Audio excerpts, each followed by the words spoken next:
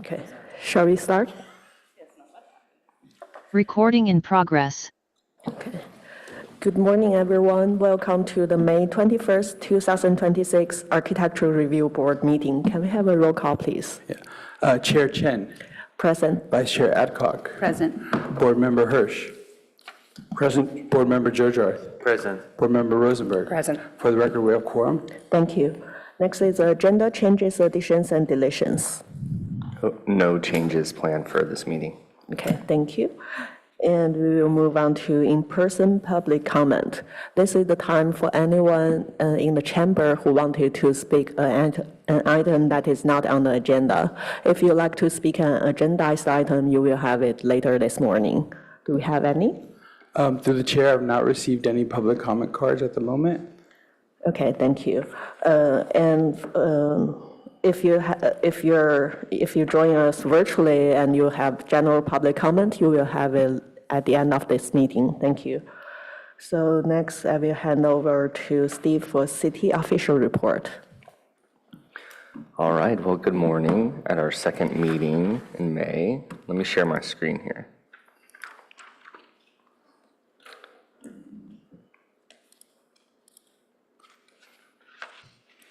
So just have one update of a upcoming, or should I say newly submitted project that's located at 2197 East Bayshore Road.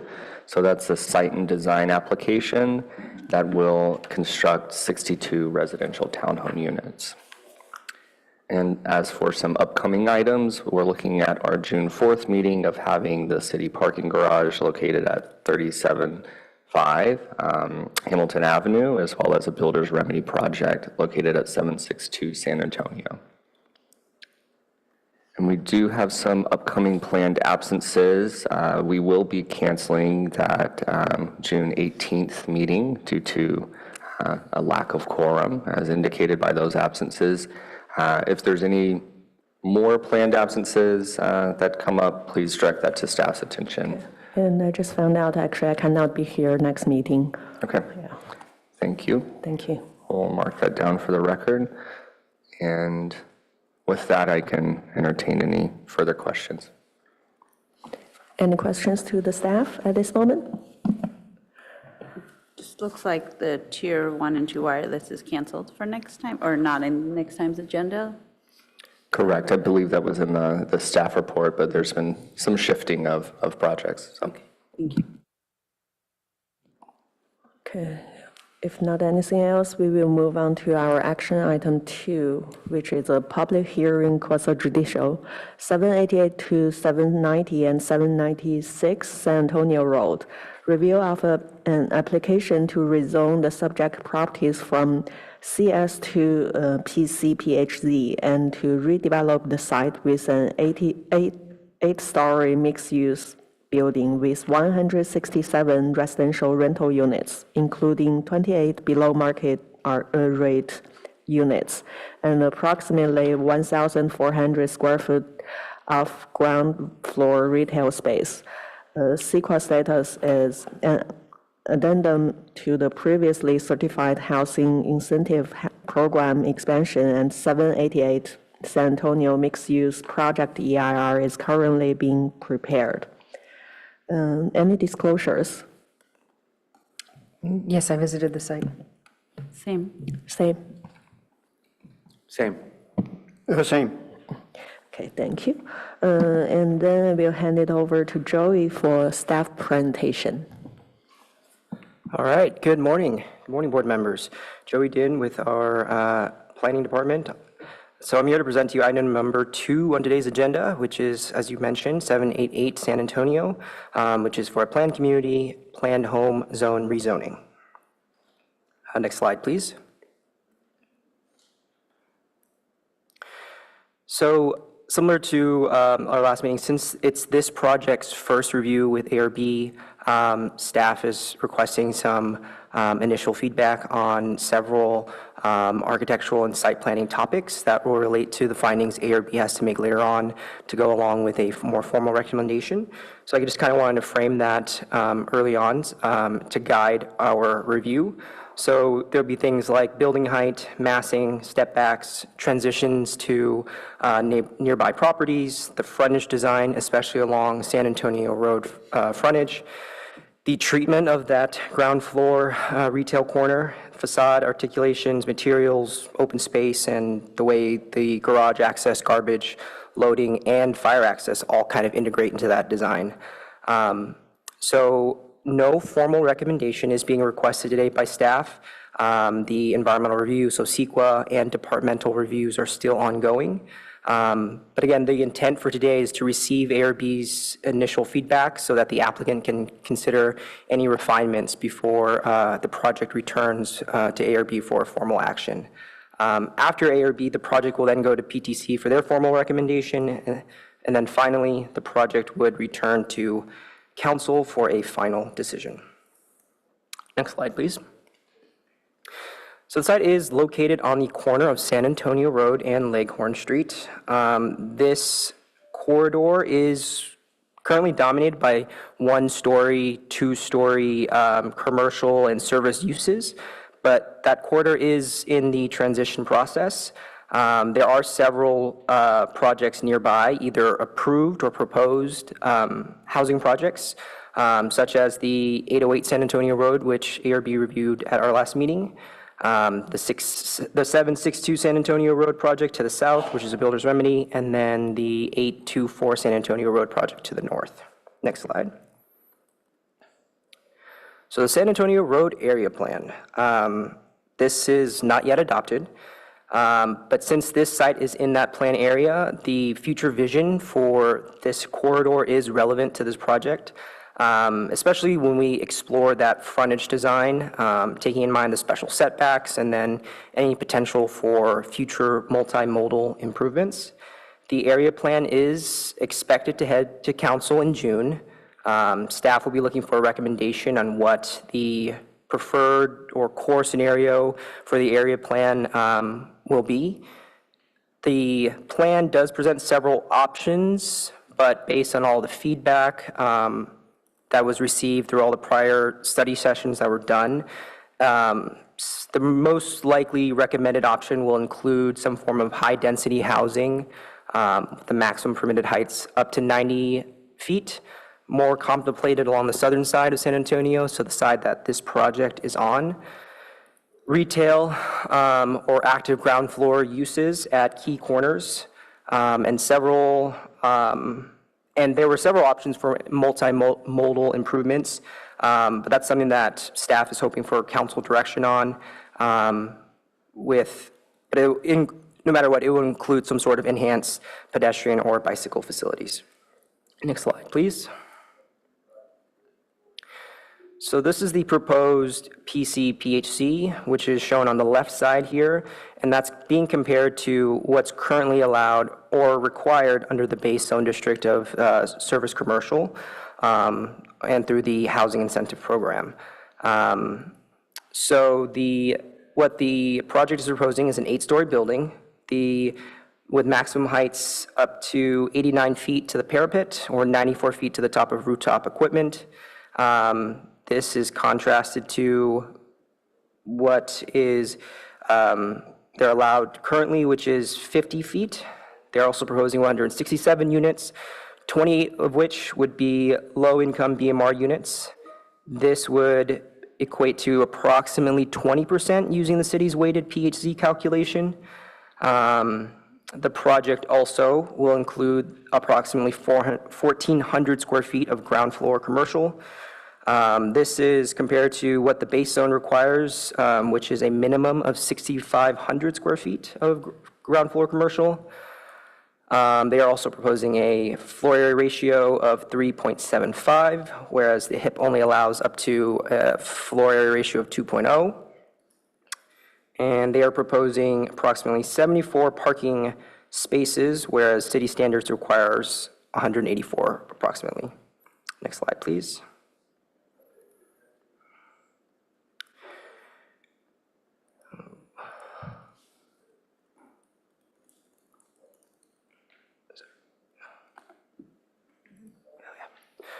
So this is the site plan for the project, which kind of shows also how the project operations will be organized.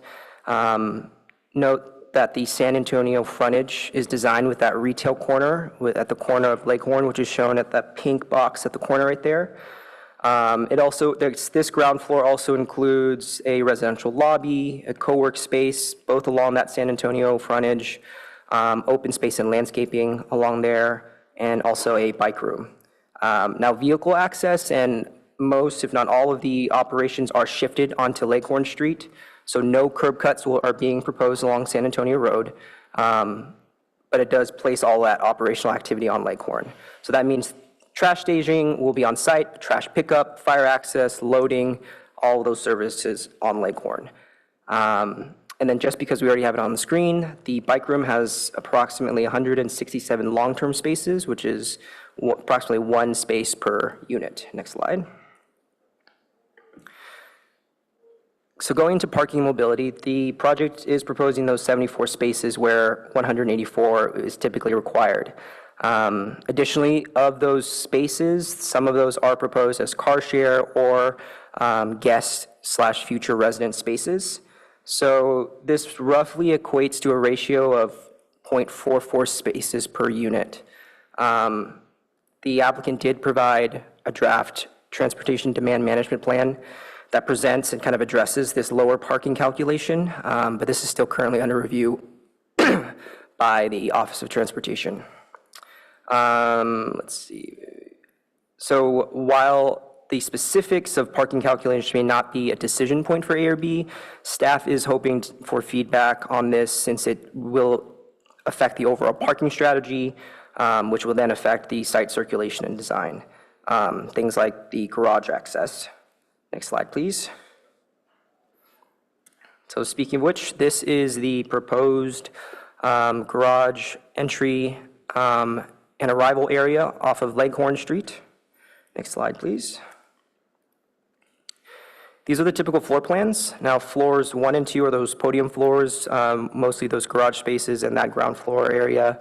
So all that operational and staging, again, is on the ground floor. There are some residential units on the second floor, but mainly the residential units start on the upper floor, starting on level 3.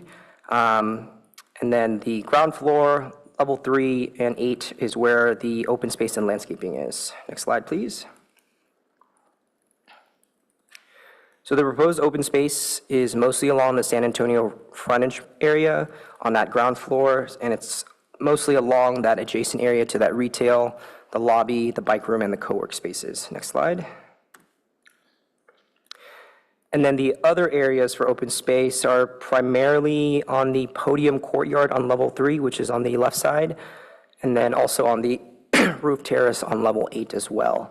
The landscape and plant palette being proposed is mostly native and drought-tolerant species. Next slide. So the project was revised after the council pre-screening to address feedback that was received on massing and step backs.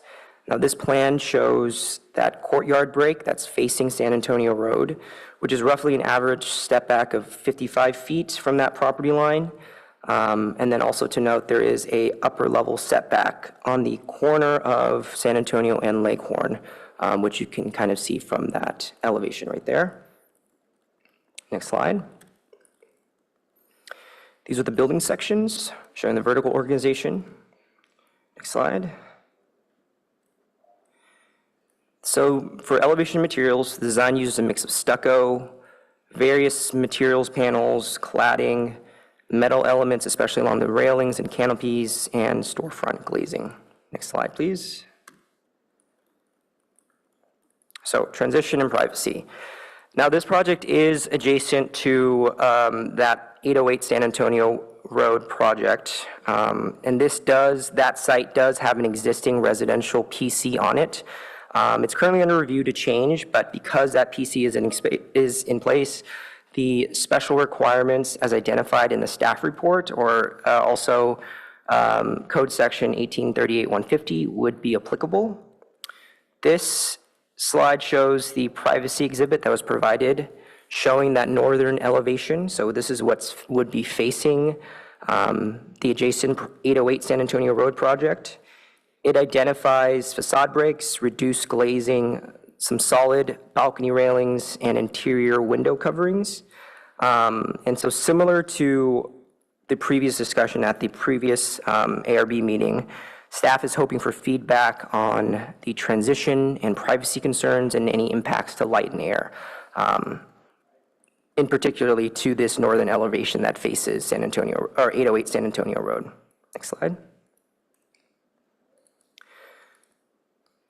So I'll close by restating that no formal recommendation is being requested today, but staff does recommend, but the recommending action that staff does recommend is that ARB take or would provide initial comments and feedback and then continue the project to a date uncertain. Next slide. With that, staff is available for any questions. The applicant team is also available on Zoom, and I believe they have a presentation as well. Okay, thank you very much. So before we moving on to applicant presentation, do we have any questions to the staff at this moment? I have one quick question on clarification on lot coverage. It states 67%. That is on the ground level, correct? Because not the podium level. It just looks a lot, at least in plan graphically, looks more than 2/3 filled on the site. So I just wanted to confirm where that was coming from. I mean, lot coverage is based on the ground level. There are certain projections, if on upper levels, if the canopy comes out more than 4 feet, that do count toward lot coverage. I believe we've included everything that should be included in lot coverage, though. But we'll take a second look at that just to be sure. Okay. And then if I could direct your attention on the plans, that would be a 0.1 that denotes the lot coverage and those amounts.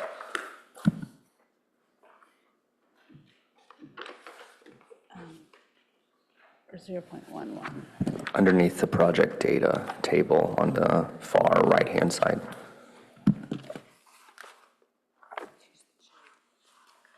What was that? Oh, 0.1, yes. Yeah, no, I did catch all of those, but it just want to double check just because graphically it looks more full than 67%.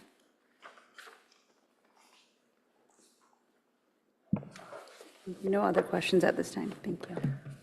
I have a question about how the trash comes out, because that trash you were saying is going to be staged over on Leghorn, but it really is sort of on that residential. The residential trash is denoted on the opposite side of the building behind bike storage. So are they going to come out this sidewalk, go towards the back, and then roll it all the way out, as opposed to just coming out the short side and heading out to San Antonio? I believe their plans, operational plans, is to roll that trash through the site and then onto the staging area. But I'll defer to the applicant to confirm that. Okay, and then just out of curiosity, do we remember what the 808, I couldn't remember off the top of my head, if the 808 is also, they're staging on San Antonio for their trash, correct? Their trash would be staged on site. On site? Correct. Okay, okay, great, thank you. Actually, I do have another minor question. On the slide that showed the entrance, it's the plan that's on A0.11 and the 74 units. The blue box for, I guess, loading was different than what I see in the plan. So I was just curious if that was reducing one more parking space. I'm sorry, could you repeat? If you want to go back to your slide, show it, like, because I don't know what slide number this was, but I just made a note on the graphic. You said this was for the slide with the site plan, and Maybe if I keep talking, this thing will catch it, zoom in on me. I believe that's slide 6. Bear with us while we pull that up. It's sheet A0.11 in the package.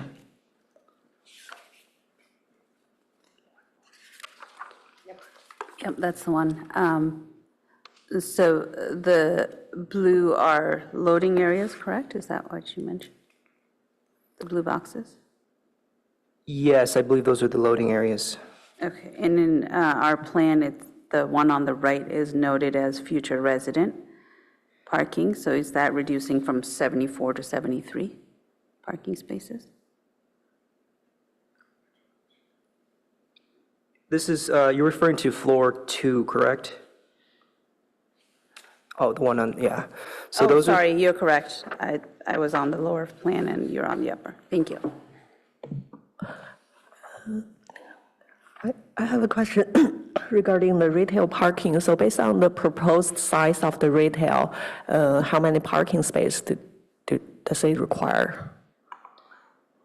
I know they didn't propose anything, but based on the code, like if there is. So the code does have an allowance for 1,500 square feet or less of retail to not have a parking requirement. That said, this is a planned community rezoning, so all aspects of the development standards are, as negotiated. So. Understand. Thank you. So if no additional questions, David, you have? Yeah, out of curiosity, bike parking, does that also include mechanical bikes, scooters, whatever? Scooters you can take to your apartment, but bikes that are motor-driven bikes, or, do you know, what are the rules on that so far? I mean, yeah, you can have like EV or motorbikes. I don't know that they're designed, some of the motorbikes are a little bit larger. I don't know that these are specifically designed. We could look into that. Yeah. But certainly, our Office of Transportation has been trying to encourage people to put plugs and stuff into the bike rooms because there are more e-bikes and people like to be able to plug them in when they're there. So that has been something that we've been pushing for and that some applicants have been providing. It is a voluntary thing at this point. Certainly as part of a PC, you could negotiate it, but it's not in our code as a requirement right now. I mean, I bring this up specifically here to this project, which is somewhat remote from other areas in Palo Alto and low in the number of vehicles on site. So it would seem like a natural progression. The other question is, you're looking for feedback in privacy areas. Is that where the question came up? Adjacency to the neighboring building? Yes, yeah. Okay, thank you, yeah. Yeah, yes, we are looking for feedback on transition standards and privacy, along the project's impact on the corridor, but also primarily along that northern elevation that's facing. Correct. Neighboring building. Correct, yeah. So could you just repeat for the record here, what are the decisions that you have already kind of been studying in that area, of that? For privacy? So the plans currently show the building currently employs some facade breaks. They reduce some of the glazing or windows in that area. They also propose that they're going to be providing internal window coverings to those units. And also those balconies along that elevation would be of solid material. Okay, so the edges will not be glazed as they are in most of the rest of the building then? Correct. They'll be solid, which provides a certain degree of privacy. Okay, so there was a discussion between planning and the applicant here regarding that, and it's going to affect us all the way along the corridor here. Yeah. So I don't know if we discussed that on the last project that we reviewed. Out of curiosity, do you go back on issues like that and discuss it with the previous applicants? Yeah, I mean, that's something that we'll certainly discuss. The context of this is that there was some early discussions about step backs from these neighboring buildings, and I think both of the developers had some concerns about how much that would affect, their ability to provide the number of units that they would like to provide. And so the discussion was around how much is related to privacy and might be things that could be addressed, and how much is related to massing. And so your feedback on those components, I think generally where the Planning Commission landed was that, step backs weren't necessarily warranted. We wanted to see more step backs on the San Antonio frontage, but larger setbacks on the, between the buildings weren't necessarily needed. So the developer at 808 did make some changes to their design to have the massing setback a little bit, but then did add some balconies. And so then that discussion became more around privacy concerns and how are we making sure that those uses can, both, live together, basically. Thanks. I come from New York and we have zero lot line. It's a completely different world.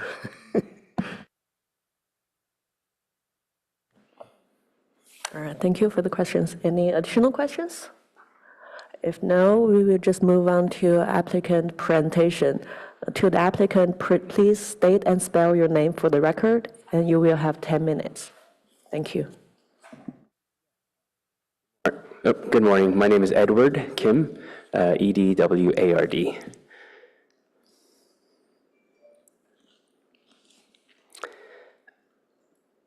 Oh, perfect. Good morning, board members, and thank you, staff, for the presentation. My name again is Edward Kim, project architect with KTGY, representing Grub Properties this morning for the proposed project. Next. I'd like to note that the applicant team and the design team are available for questions after the presentation. The current design reflects feedback from the City Council pre-screening, as mentioned by Joey and city staff. And we're also actively evaluating the parking approach in response to PTC feedback. In today's presentation, I would like to focus on the architectural elements, massing, street frontage, ground floor activation, privacy, and materials. The project is organized with the intent to support the San Antonio corridor's planned transition towards a pedestrian-oriented and mixed-use environment. Next slide, please. Along San Antonio Road, the building is expressed as two primary wings with a recessed central courtyard. The goal is to reduce the continuous length of the street-facing elevation. At the ground floor, the base is further divided into smaller facade segments aligned with program areas, entries, and material changes. Again, with the intent to create a finer grain pattern at the pedestrian level. One thing I'd like to note is that the proposed project also incorporates, as Joey mentioned, retail at the corner of the intersection between Leghorn and San Antonio. And this is the only project in terms of the adjacent properties, 808 and 762 that provide that retail. And again, that was in response to the City Council pre-screening. Again, I think the proposed building scale aims to be consistent with the adjacent properties, the proposed developments. Upper story stepbacks, recessed courtyards, materials, and facade articulation aim to differentiate the building relationship with its neighbors while contributing to a diverse San Antonio corridor. Next slide, please. The project's goal is to reduce the apparent mass through three primary moves. A recessed courtyard, upper level step back, and changes in the facade plane. The deep San Antonio Road facing courtyard break reduces the building volume and provides daylight into the interior facing units and amenity areas within this courtyard. This courtyard is designed to connect indoor and outdoor amenity spaces at the podium level. including a gym with a spill-out zone, spa, sun deck, and landscaping. At the upper level on the project corner, the rooftop clubroom and outdoor terrace address the suggested step back from the pre-screening to reduce the perceived mass at that corner. Together, these elements can distribute activity across multiple levels of the building while breaking down the overall scale. In addition, the project integrates multiple standards of the ODS base, middle, top, facade articulation, wall modulation, and wall plane changes that range from 2 feet to 5 feet in depth, accompanied by material, color, and/or textural changes. Next slide, please. With no residential units at grade, the ground floor's primary goal is to enhance the pedestrian experience. The project's ground floor design includes the 25-foot required special setback, incorporates ODS standards for the public realm and sidewalk character, widths, and the landscape area percentages.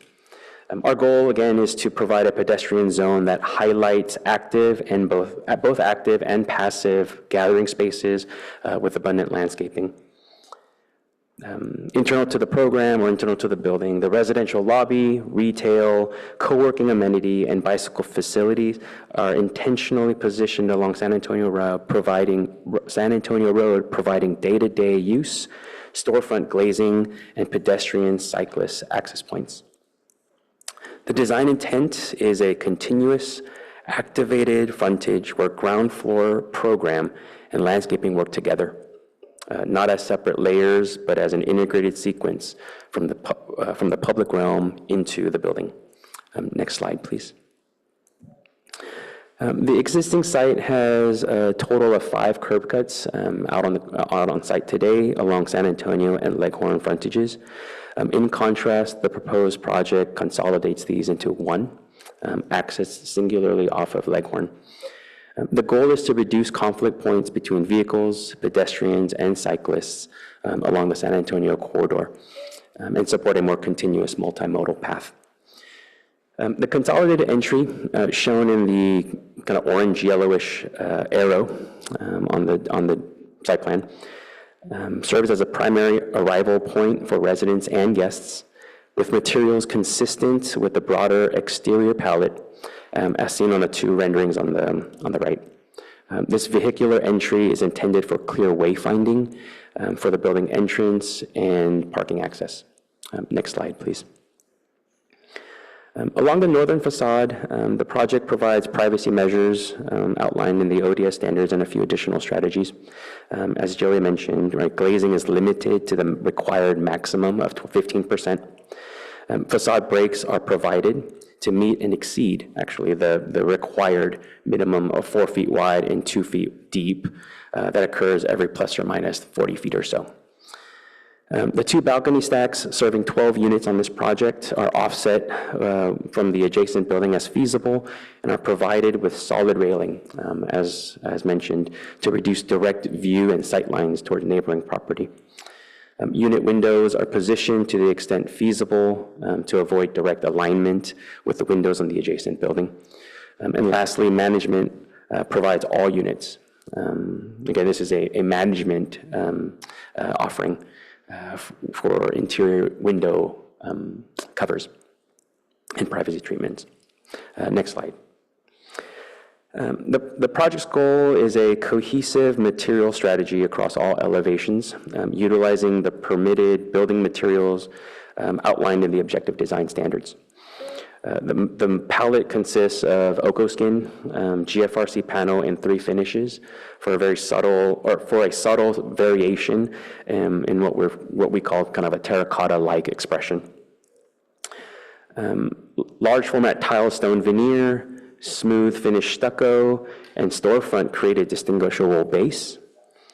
Fiber reinforced cement panel is proposed at the roof terrace and the Leghorn elevation, and stucco in colors cohesive to the overall palette are applied throughout the building. Warmer and natural tones are prioritized on this project to highlight a residential scale, while material changes are coordinated with facade modulation. Next slide, please. So as this project began with city feedback and has been revised through each stage of review with updates to the massing, ground floor, frontage, site access, and material strategy, the current proposal reflects our team's design objectives, reducing apparent building mass, increasing ground floor engagement with the public realm, consolidating vehicle access points, and applying a consistent material approach across the building facades. We look forward to your feedback. Thank you very much. Okay, thank you for your presentation.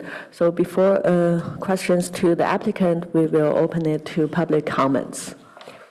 And through the chair, I do have 2 requests to speak.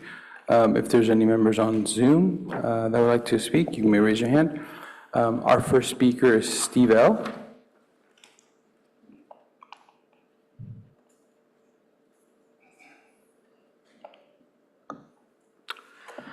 Good morning. I have no experience, as you know, in architecture, but I want to talk about the parking, which I think will be an issue of contention throughout the PTC and the council's deliberation. This project is about the future in 3 important ways. First, as the applicant said, they won't rent these units for at least 4 years. 762, 808, and perhaps the Toyota site will follow. So we're talking about housing coming online in the next 5 to 10 years. As an unfortunate note, this project in its various forms has been around since either 2017 or 2018. Why that time frame is important. You have the San Antonio area plan that will provide 1, significant mobility enhancements to allow residents here and along the corridor to move more smoothly, walking, biking, and perhaps with shuttles and eventually transit. And second, as of Monday night, you have the Cubberley renovation going forward and its ability to enhance the close-by Charleston Shopping Center. Third, this is a future city goal to reduce ownership if possible and car use for the enormous environmental benefits. I don't know how many parking spaces will end up in the project.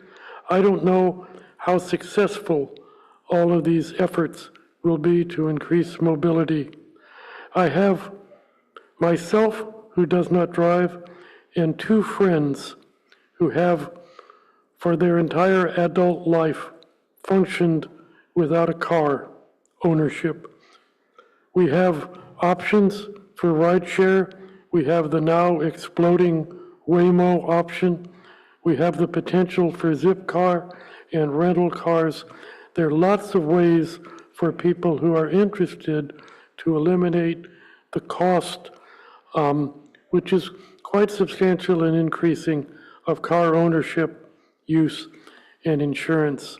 So please, as you move forward, think about the enormous benefits that this project and the San Antonio area plan enhancements will bring to the city and meeting its city goals with regard to reducing car dependence. Thank you.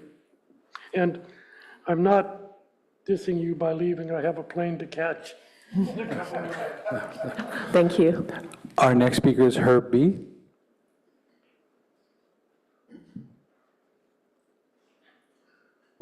Chair Chen and board members, like the previous speaker, I rely upon the board for its expertise on design. On the environmental issues, this comes to you under the Planned Community District Zone regulations, but also on something called planned home zoning that has never been included in the zoning code as required by law, either as an amendment to the PC zone or as its own zone district regulation. On other environmental issues, this is also in a general area where there have been concerns about oversized vehicles. in which residential zones, starting with letter R, are excluded as an areas for overnight parking. But we have previous planned community zones before the PHZ, and now these with PHZ, which should be included in the definition of residential if a majority of the floor area is residential in those, in the oversized vehicle ordinance, so they're treated the same way as other residential projects. There are other environmental issues which have probably been discussed in the previous EIR, but changed circumstances need to be taken into consideration for such things as sea level rise adaptation. We have an idea of how much in the past sea level rise would affect this area, but it's changed, and I think more so. Similarly, with underground water table, where projects build garages, anything underground, their walls create a dam, so where the underground water level, previously in part were in those projects, now it's going to be shifted to other projects such as this one. And in terms of earthquakes, Hayward Fault is overdue and is lots more active on the San Andreas Fault. So the Old Coast Creola maps need to be considered for that. Overall, the fact that these PHZ zones, so-called, have been approved, that doesn't mean there's a precedent set that you have to do this as well. I mean, I'm old enough to remember comments Senator Sam Ervin made at the Watergate hearings, where he talked about where people were getting away with sometimes killing people without suffering consequences, or stealing without suffering consequences. But that didn't make murder meritorious or larceny legal. In the same way, the fact that there have been PHZ zones adopted in the past, that doesn't mean that if someone would be challenging this issue on the lack that it's in the zoning code, those other things are not a precedent. So I appreciate looking forward to you discussing a design, but no one's going to challenge the project in court based upon the design. Thank you. Thank you.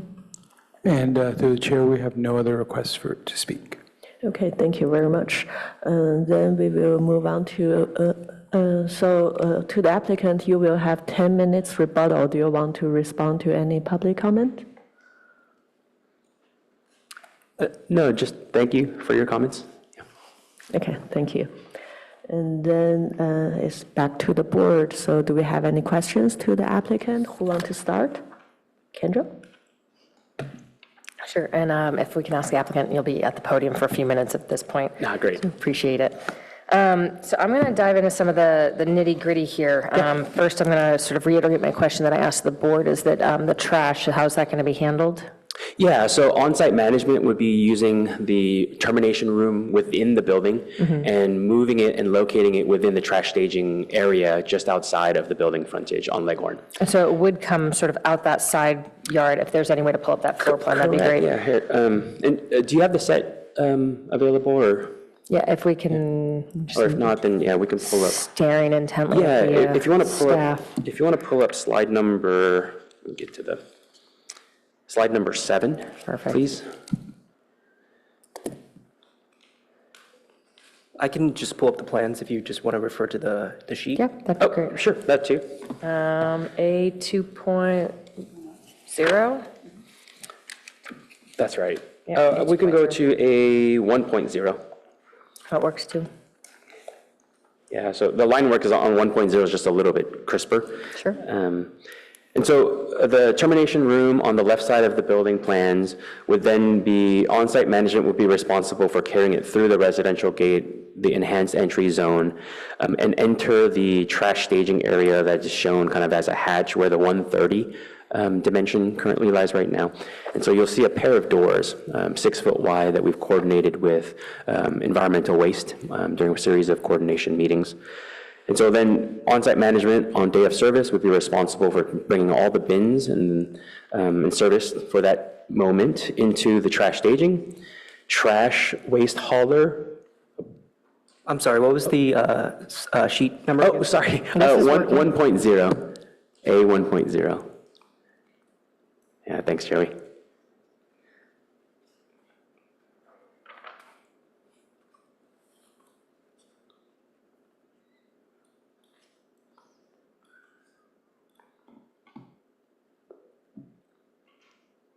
Up, there we go. There we go.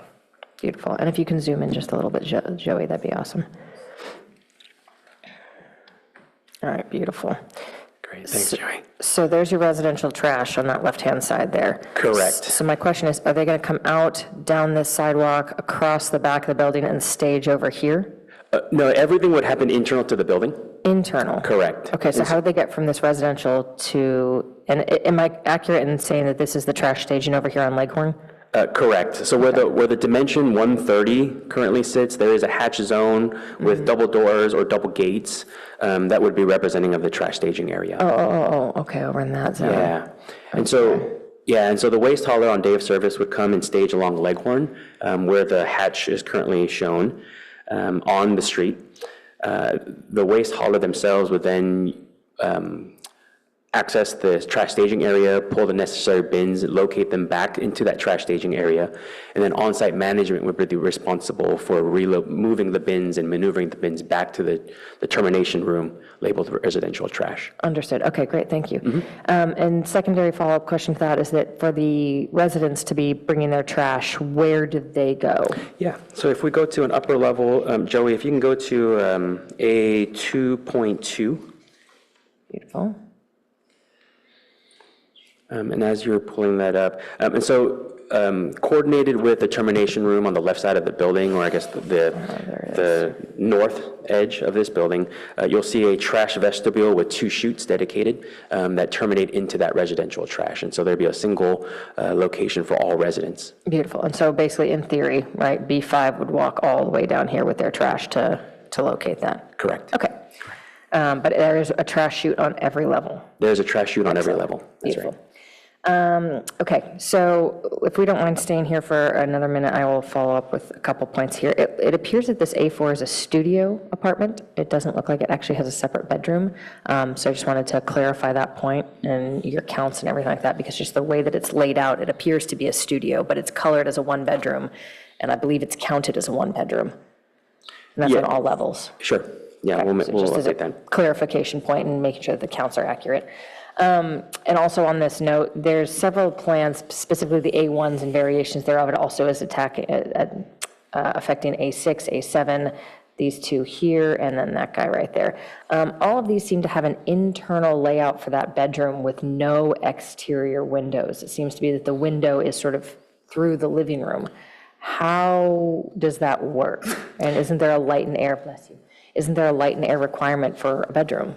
Yeah, so the borrowed light code requirement would be triggered here, and so there is light and air, absolutely. But the quantity of glazing or the openness of that bedroom to borrow light from that living space would be adequate enough for this to be a kind of a inset 1-bedroom. And so for this A1, like specifically here, there's a reason that you would not make this a studio because you got a little bit extra width to make sure that it's a 1-bedroom? Correct. Okay. Correct, yeah. So all the internal spacing complies and meets the standards for living and sleeping areas per code. And then the light and air, as mentioned, would be addressed through all of the openness through the sleeping area. Okay, I would just, I'm a big believer that I understand that it complies with code. I don't think most people want to live in a bedroom that has no fresh air. So any place that you can get those bedrooms to the exterior, I would just strongly encourage it. I think that that's just healthier living. So that would be my 2 cents on that. And that's all my questions for the moment. I'm sure I'll have more as my fellow board members come up with things, but those were my questions for now. Thank you. I can go next, and actually, if we could go back to A1.0, I have a follow-up question on the trash route. Yeah, you can go here. So can you, yeah, we can leave it here, zoomed out, that's fine. So I understand this, whoops, where's my pen? Area, the fenced area, is that where the trash would go? And then Correct. then there's a note here that trash loading is here, so early morning or something, management will take the bins and roll it out to the street? To be determined in terms of service time, what we've coordinated so far with environmental waste is because the service time duration tends to be unpredictable, we're anticipating that on-site management would take it out early in the morning. Yeah. Just to clarify, that on the street would be just the loading area for the truck itself, not the bins. Correct. So, the personnel or staff for the waste hauler themselves will come and pull the bins out of the fenced area and service each individual bin separately, one at a time. Okay, and then this area is also noted as move-in, move-out, so moving truck would stage out there. Correct. And so on-site management would be responsible for maintaining hours of operation, hours of when resident loading would happen, so it doesn't overlap with trash service days. And I guess question for staff, is there, I can't remember if there's a bike lane or anything on Leghorn, and how would, moving trucks sitting there impact bike routes? There's no bike lane on Lakehorn. Is it a shared bike lane with cars? I don't believe so, no. Yeah, we can double check that, but I don't believe it is. Yeah, I'm just looking at the little symbols on the ground. It's like we've got the shared bike path on San Antonio there. I'm not sure if this is the same here at Leghorn, so we would just need to double check that, but it does, at least from this image, sort of appear that maybe the bike lane is shared with traffic based on that symbol. Yeah. Yeah, right now in San Antonio, it's shared with traffic. Yeah, so a similar situation is here. It also labeled as loading zone, and I'm not sure how it will impact the bike lane. Yeah, we're not going to allow a loading zone on San Antonio. Okay, so this place here will be gone. Okay, thank you. Yeah, bike safety is extremely important, and we don't want to have accidents because a moving truck is sitting on. Right, and that with the changes to that corridor, we just don't expect that that's going to be viable in the future. So. Yeah, and I guess similarly, I have a follow-up question on that because it does, moving trucks will sit there for at least an hour or so, depending on how big a family is moving in. So that's close to an intersection. That's a lot of, blocking of potential bike route and pushing bikers onto traffic. So not a fan of that, but anyway, we're in question stage.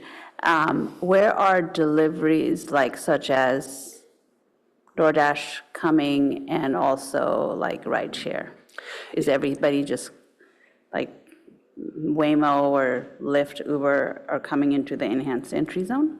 Yeah, so it's to be determined. I think we're working in evaluating that solution. I think the plans that you're currently looking at right now was the initial feedback that we had received from the city after submitting this was that the San Antonio Road corridor would not have any parallel parking or loading. And so I think we're still evaluating how to strategize those services.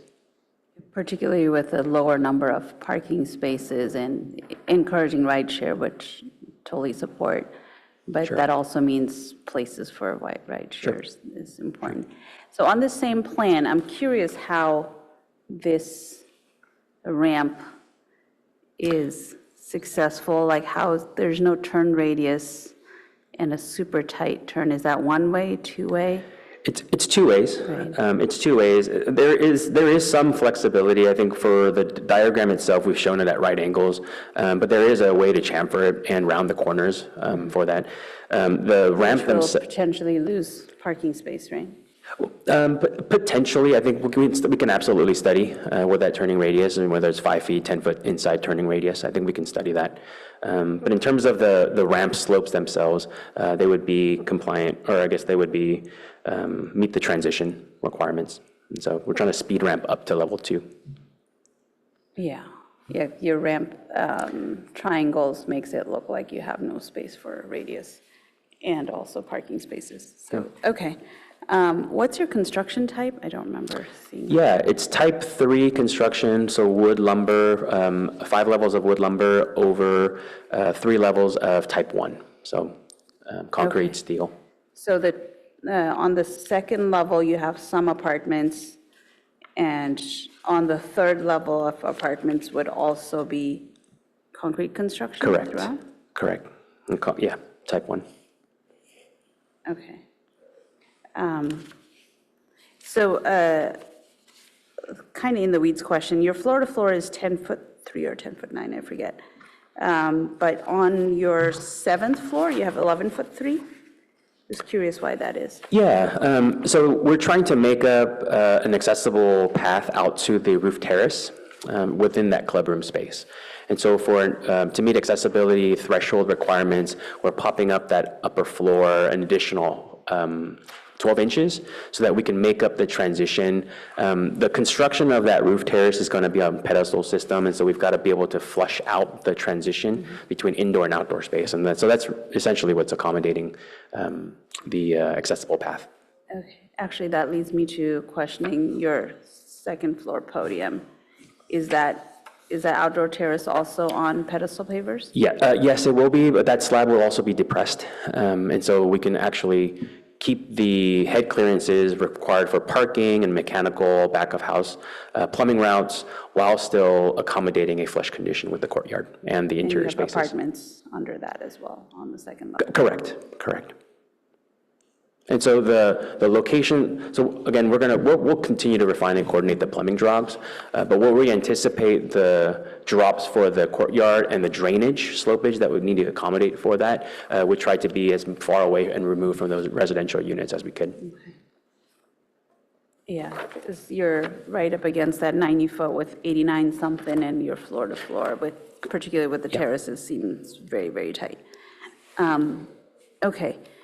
Next question is about, this is more operational question, tandem parking in a rental environment, how is that going to be managed? Yeah, so I think all parking would be available as on a kind of an as-needed basis per tenant. And so the tandem stalls would be dedicated to any of the 2-bedroom or larger units that need, that may have multiple vehicles. And so we anticipate the allocation to be done all through management. So all the tandem parkings would be for the same tenant? Would be for the larger units potentially, yes. Okay. I'm going to go to the landscaping question. Yeah. Or does somebody else want to ask questions and I can come back to mine? You can go ahead, yeah. Okay, thank you. Particularly between 788 and 808, feels like a canyon between the two buildings. You have a green hatch in your landscape plan. Curious what that is, and would there be any space for even any tree planting, both for like even, columnar trees like cypress, both for privacy between the two, but also more importantly, I'm concerned about, views of any kind of greenery from any of these apartments. On the north side for one, and even within your courtyard, like the apartments that Kendra was pointing out to with the 1-bedrooms, you're looking out your window or balcony onto the wall, the other wall of your building. So that internal courtyard is similar situation as the next building over. So what's the landscaping plan that would make that a little bit more greener? Yeah, so I think maybe I can take that kind of in two separate responses. Regarding the north, so we've got a fire separation distance that we're trying to comply with for fire access around this building for hose reach and fire incident. And so the path that you see there right now is dedicated to access to the rear for fire incident. The green hatch that you see along that north is also trying to accommodate for some type of bioretention or stormwater treatment. Oh, sorry. For stormwater treatment as well. And so I think we will absolutely explore what kind of vegetation makes the most sense and is viable in considering those conditions. But I think we can absolutely look at that. Jumping to the podium courtyard and the units that are kind of fronting on maybe a side of an additional unit. Again, I think there are, so I'm looking at, yeah, perfect. And so, again, there's still the need for bioretention or filter planters on this Codium courtyard for stormwater treatment as well from the roofs. But there is some landscaping that can absolutely be planted within those spaces. The stormwater treatment also is raised. And so the landscaping, it's not like you're looking out the window and seeing landscaping at the same finished floor as the pedestal system, right? And so all of those would be elevated. And so from a resident experiencing within that space, you're probably looking at a planter that's maybe 36 inches up, and then planting on top of that. And so you're more likely being able to see some type of vegetation directly outside the window.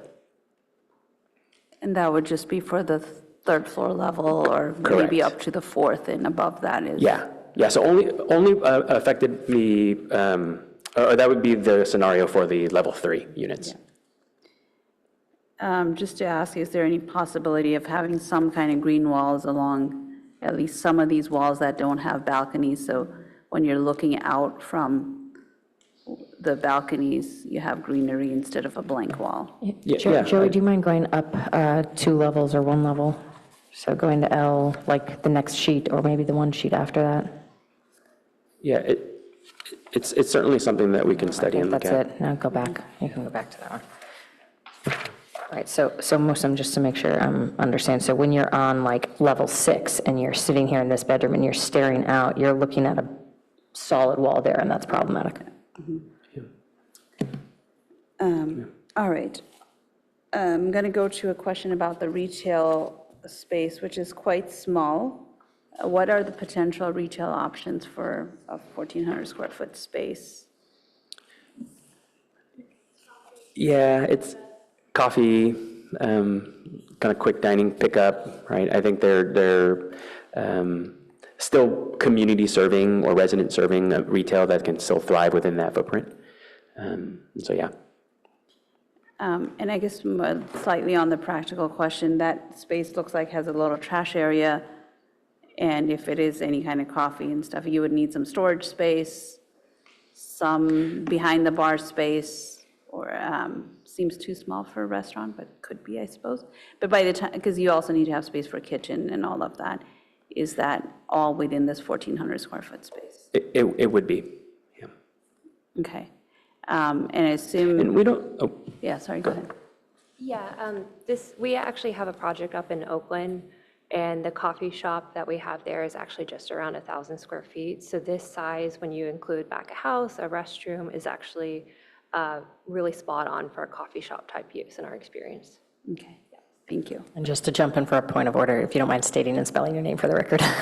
Sorry. Megan Watson with Grub Properties, MEGAN WATSON. Thanks. Thank you. I have one last question. On the material board, it says terracotta, but you mentioned it's GFRC? It should be GFRC, yes. Okay. And so the Oko skin that we're currently proposing right now kind of gives the overall look of terracotta. Where we know the terracotta itself can be fairly difficult in terms of structural weight and attachment and so forth. So this is a solution that kind of brings some of that terracotta look and feel in a much more readily available, applicable application of an exterior facade.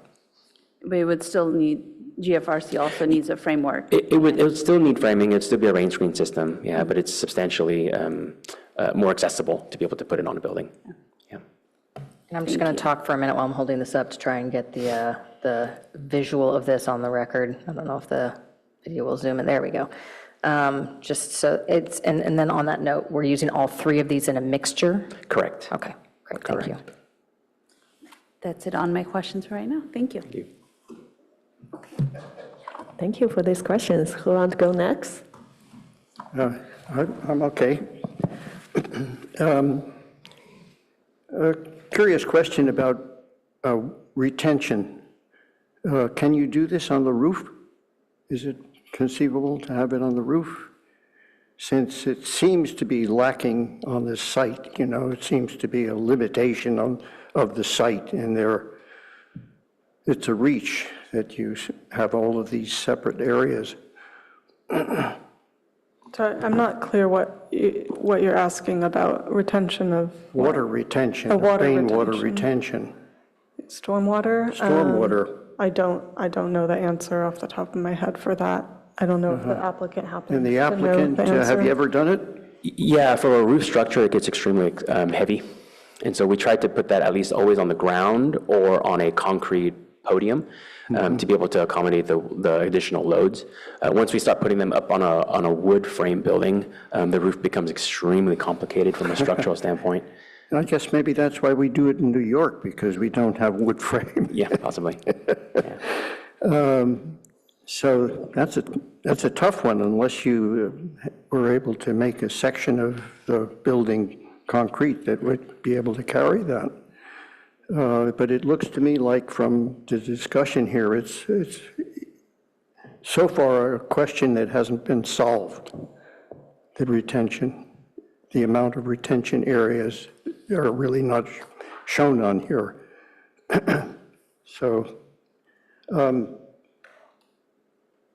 I wonder if you could tell us a little bit about what's going to be the way in which you use the San Antonio Road as access for your building. And if if it's a large number of people, having indoor garage accessible connection to vehicles that are either delivering people, to the site or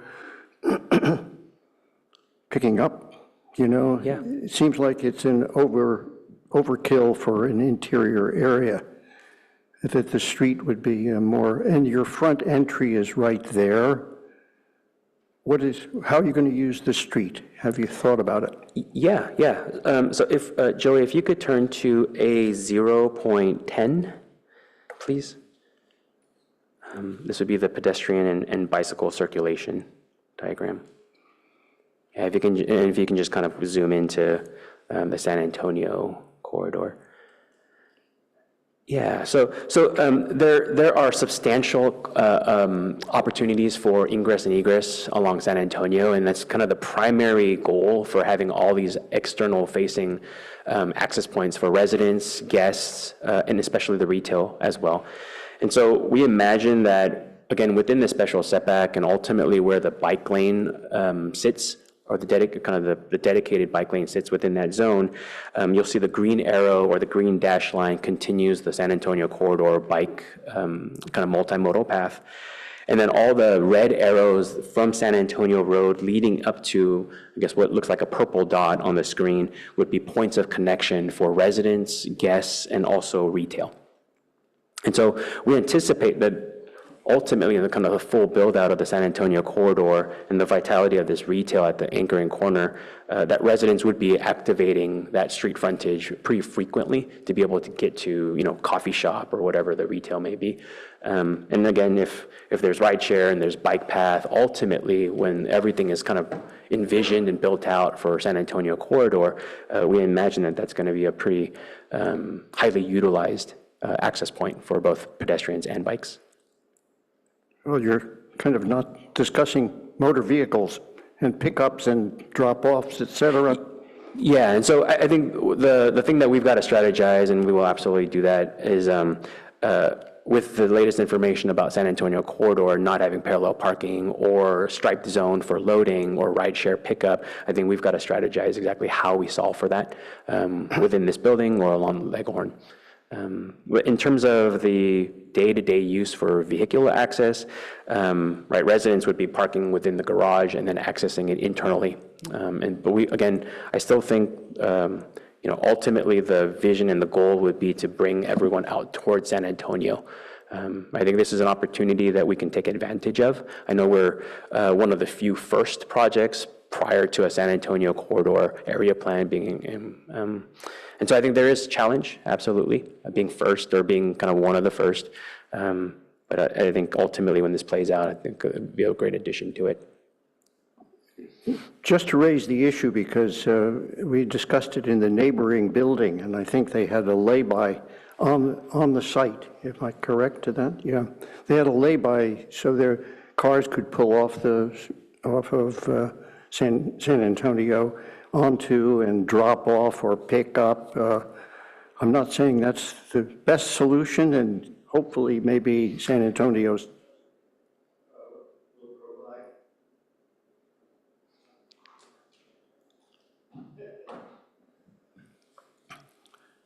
yeah, okay, that's working.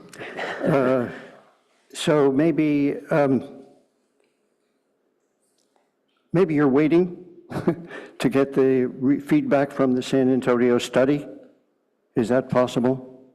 Yeah, it's a little bit of both. Right? I think there's still coordination that we've got to do with our team and the San Antonio corridor, kind of what's envisioned. And so it's something that we'll absolutely study. Yeah, I just don't think you can really depend upon your garage to be the space. A Waymo, I don't think, has digital information about the inside of your building here. You know, they're not likely to be picking up that way. Sure. So, you know, I think you have to make sure that between yourselves and the city and the study that is being done, there's some sort of solution to the San Antonio. It's a very, you know, it's a very busy kind of periodically very, very busy street, you know, on and off. And if the parking along the street edge were designated in some way, you know, and not just parking spaces, you know, that would be a possibility, or on site, you know, but somebody's got to solve the problem of this, and coordinated with all the other transportation issues that are the issue, one of the major issues of San Antonio Road.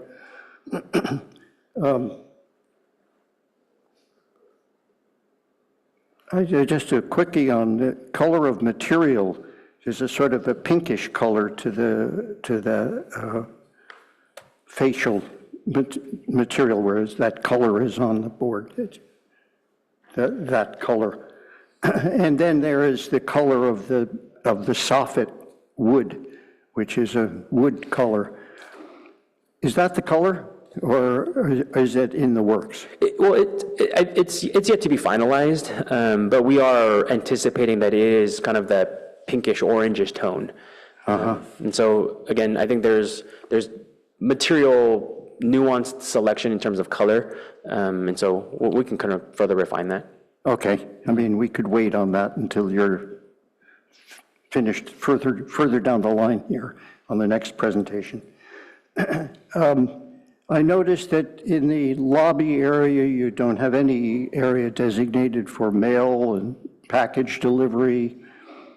What are you going to do about that? Yeah, it hasn't been space planned just yet, but we are anticipating that we will need package, parcel room, and mail for USPS. So are some of the areas adjacent to it? I mean, commercial is a certain area right now. And as you say, it could be a coffee shop, but might be better if it were accessible and open to the building so that when you're on your way out, you're attracted to go in there. Can you steal from the other side if you need space for that? Because at the present moment, you seem to have an appropriate space for an entry lobby, and it's all designated with the outside double height, you know, double height space. Sure. Where are you going to get the space for that? I think it's worth studying. Okay. I think it's worth studying. Yeah. I'm willing to wait.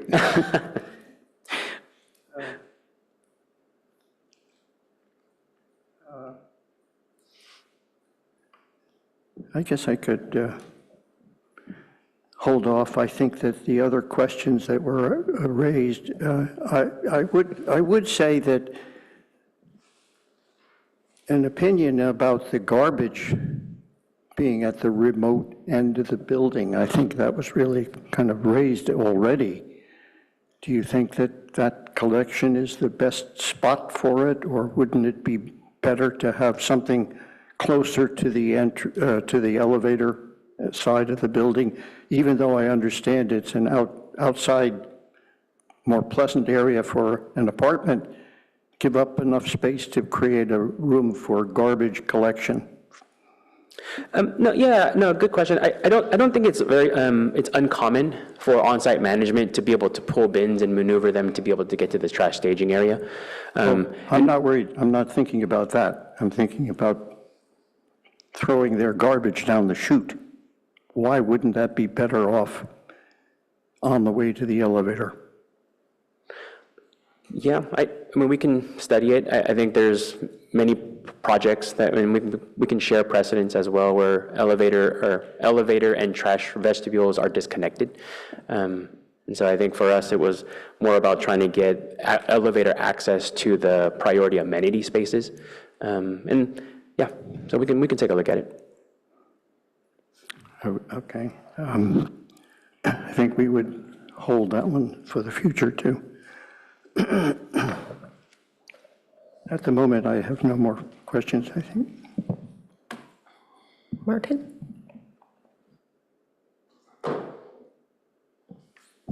Sure. Yeah, I have a couple questions.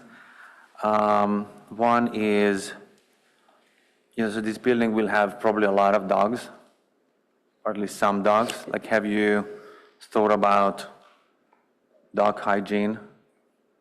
Yeah, so we do, let's see, if we go to I guess we can go to our architectural site plan, a 1.0 again.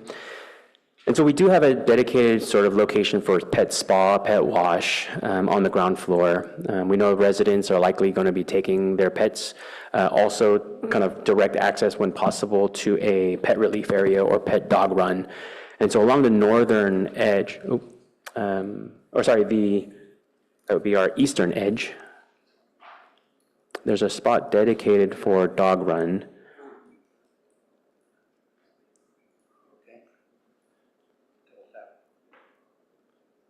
Yeah. If you want to zoom, it would be on the western or the eastern edge, plan north. So behind the building, Behind, right there. correct. That's right. And so we would be providing access from the lobby to the kind of western edge to a dog run along that. That's that kind of that peachish tone. pink. So how do I get there? Yeah, so you'd be coming through the lobby space, through the bank of elevators, across the enhanced entry zone within the garage, all internal to the building, and then access it off of the eastern boundary, the property edge. Oh, I see. Yeah. And then right adjacent to the bike storage, you'll see a kind of a zone dedicated for a pet spa. Yeah, I saw that one. Yeah, okay, I did. Okay. The other question, maybe more important than dogs, kids. Like, is there any space for kids in this development? I think right now, in terms of the offering for the unit typologies, not necessarily heavily family-oriented. These are primarily studios and one-bedroom units. If there is the occasional kid, but we're not putting an entire amenity package specifically for family-oriented market. And so this would be kind of working individuals, maybe young couples, kind of in the kind of tech industry or whatnot around here. Mm-hmm. Yeah. Maybe that's your intention, but it's quite common for even families to live in one bedrooms or two bedrooms.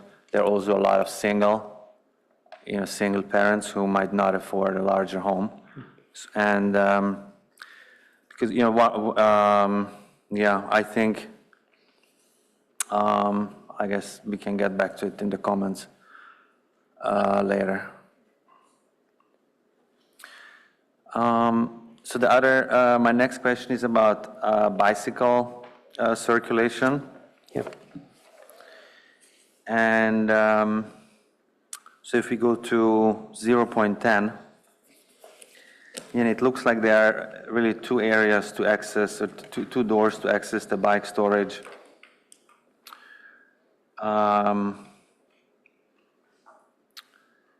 So so of course, in both cases, the bike has to pass the sidewalk. And then why did you highlight one of the entrances with the red arrow and not the other one? Yeah, both could be highlighted. I think both serve as access points. They'd be secured for residents. Probably the one or the one that's highlighted, it looks like it's like a zigzag shape. So maybe not as convenient for bicycles. And it looks like even the one in the back, would probably be a zigzag. What I'm trying to get at is like, how do we make this entry safe for the pedestrians? Sure. And also, convenient for the bikers. Yeah, I think one thing to note, within the 25-foot setback, we're taking it on ourselves to kind of show at least a dedicated bike lane that's separate from vehicular traffic. I think my understanding, and Claire and Joey, feel free to chime in, is ultimately, as this corridor is built out and envisioned, where that bike lane sits within that 25-foot special setback is ultimately up for discussion, right? And so I think currently we're taking a first pass at just kind of showing that there is a dedicated and separate bike lane, but there is some flexibility ultimately when the San Antonio corridor area plan is adopted. Yeah, I'll jump in, and we are hoping to get more clear direction from council this June, so coming up very soon, about what their possible preferred option might be for the San Antonio Road area plan. And so we're hoping that further direction will give us some more guidance that we can then apply to this project. For now, we have discussed that we will be asking for an easement as part of this project, but we haven't gone into detail about whether that will be, the full length of the setback, or if, we might ask for a lesser setback, which we did on the previously approved 808 San Antonio project. But we'll at least have a sense of what kind of the maximum that we would be looking for is, I think, by June. Okay. I have some comments on that, but I'll save it for later. So if we go to, let's say, building plan level 4 to 7, A 2.3. So we already spoke about those two apartments that are looking, how do I make these ones? Oops. These ones. Have you thought about flipping, like mirroring the floor plan so that the balcony is closer to the courtyard area? Also for this apartment, that would also mean the bedroom is not directly behind the elevator, might be quieter. And, mirroring the rooms will result in more light. Yeah, I think there will be further refinement. I think one thing that's ultimately driving this is also structural columns, right? This level, level below that would still be in type 1 construction. So we've got to coordinate both living spaces, interior layout of those units with structural columns. And then typically we want all the plumbing and mechanical to stack for the residential units above. And so, yes, further refinement, absolutely. Yeah. Then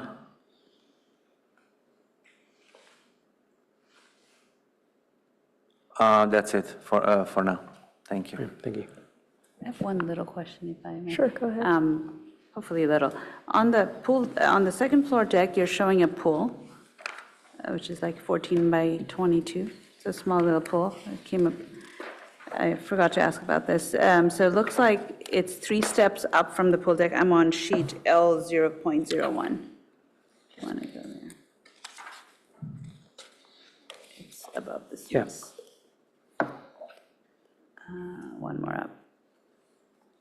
There we go. So there's the pool deck, and there's steps and a ramp next to it to go up to that level here. So that all makes sense. So how deep is this pool, given your very tight floor to floor? Yeah, so the pool would be slightly depressed, and where that occurs, so I think we're imagining a 4-foot or 3-foot, 4-foot pool. If you go to sheet, sorry, I'm going to point you somewhere else real quick, A 2.1, and we can toggle between 2.2 and 2.1. But essentially, that pool sits right above where we're showing the spa equipment. And so the use or the depression of that spa is accommodated with the space below that, right? Because all of that space won't be necessary for equipment room. And so we're trying to make sure that there's no impacts to head clearances below that. And so we can isolate equipment kind of around wherever that pool depression occurs. The spa equipment is the pool, Is directly below, yeah, and that's the pool heating equipment exactly, and all that? Okay, exactly. right. Thank you. Mm-hmm. Speaking of families, that's what I forgot to ask about. Thank you. And I have a couple of questions. So first, I will start with the parking. So compared to the previously approved plans, so you provided underground parking, and it's a 5-story building with much less units compared to what you propose now. It's 8-story now, but now you get rid of the underground parking and also provide less parking space with more units. Could you please walk through us about why you make this change? Yeah, I can probably expand a little bit, and maybe Megan can expand just a little bit extra. But the cost to be able to go down and de-water and dig and excavate tends to make projects infeasible in kind of today's economic kind of construction costs. And so the strategy is to be able to deliver a project kind of quickly through the construction process is to take all that parking that was originally sunk in and sub-T and bring that up. And so that's essentially kind of, I think, the biggest kind of delta or change between what was previously previously proposed and what you see today. Okay. And you know your neighbors also proposed the underground parking there, right? Correct. Okay. Yep. And another question is about the floor-to-ceiling height for the fitness center on the 3rd floor. If we go to sheet A 4.0, we can see the sections. Yep. If we zoom out, yeah, on the upper left to show so the floor-to-ceiling height for the fitness center is about 9 foot high, right, for the fitness center. And then since it's building type, construction type 1, and then you will have the ductwork below the structure, which means for the 1,500 square foot fitness center, most likely you will have only like 8 foot tall ceiling, something like that? Yeah, so I think at the ultimately at the finish of it, we're probably looking somewhere like 8.6, right, with drop soffits or venting as well. We'd make every conscious decision trying to make sure that there's no plumbing routes coming from up above. Those can get routed prior to entering into this space. And so we try to maximize absolutely the head clearance, including finish in that space. I think it depends on what kind of equipment and activities you will put there, but 8 foot for 1,500 fitness, it seems like it's kind of low. And another question about the elevations. So on the railing types, you propose 2 different types of railing. One, the front and side, the street front are different from the ones along the back. Could you please tell us why is that? Yeah, so we wanted to prioritize the visibility on San Antonio and on Leghorn, and so that's why you're seeing the glass railing, so that there's always kind of activity and kind of residents that you can see at multiple levels. Once we get to the rear, right, we don't necessarily know ultimately what's going to happen on the Mountain View property. But again, I think for us, if 15, 20 years down the line, if another project kind of comes in with closer proximity, then, we may be looking at, a different treatment there for glass railing or for railing in general. And so we wanted to kind of prioritize edges and kind of what's our priority frontage with the glass railing. And then the rest of it becomes kind of metal railing. And then obviously on the north, as described, becomes solid railing. Okay, thank you. I have no more questions. How about the others? I have one for staff. I forgot to ask about the historical resource evaluation that was completed. And the conclusion is that it does appear to qualify for a listing under Category 1. I wonder, I don't remember if the previous, because there was a previous CEQA on this, did that provide like mitigation measures for demolishing this building? Correct. It did, yeah. So we made overriding considerations when we adopted the EIR for that. So it would streamline, the CEQA we're doing for this project is an addendum that would streamline off of that previously approved EIR. So the demolition of that historic building and the mitigation and overriding considerations have already been considered and approved. Thank you. I have a very brief question, super brief. On level 8, the club room, if we don't mind jumping to A2.4. Perfect. To get to that roof terrace, you either must go through the club room or you must go through that stairwell, is that correct?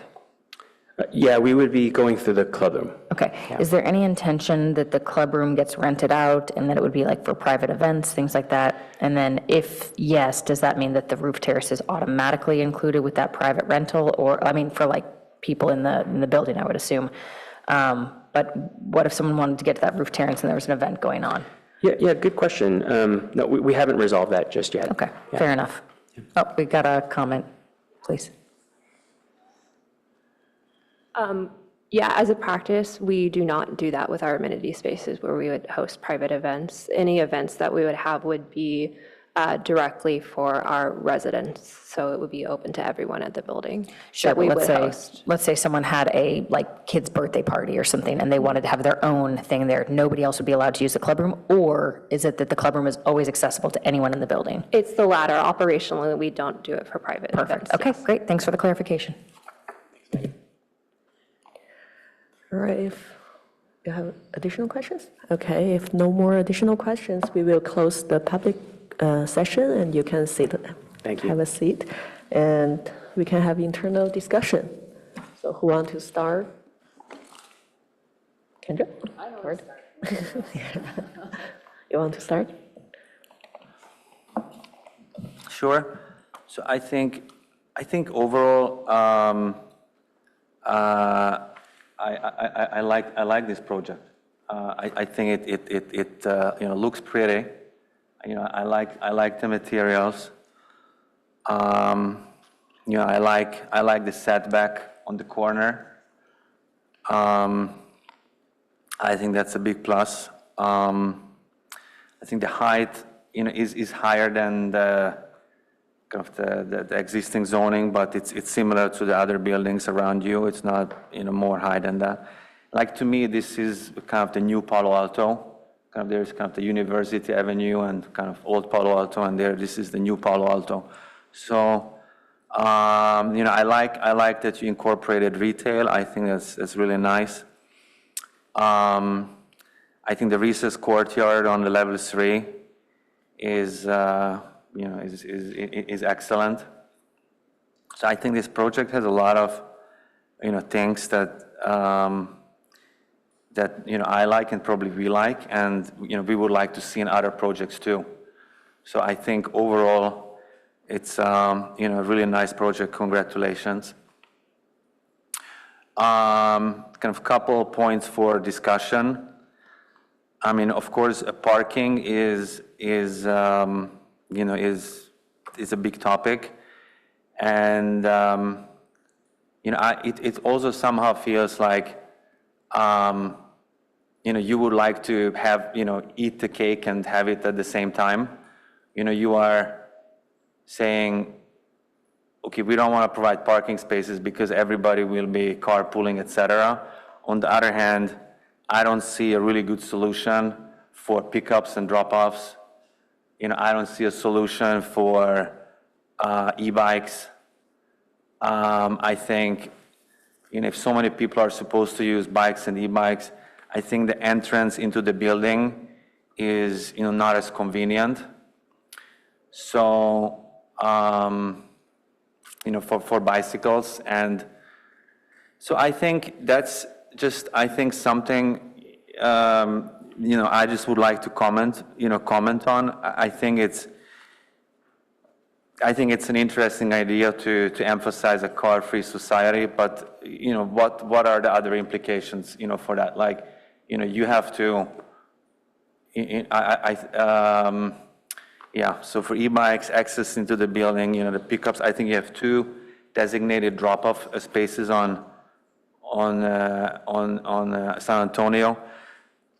Now just imagine it's between 8 and 8:30, and there are going to be potentially 100 people going to work with Waymo. The average car, let's say waits for 5 minutes. So that results in, potentially, 10 Waymos standing in front of the building between 8 and 8:30. Like, where are they going to be? So I think that's not resolved. So, so I think that's number 1 comment.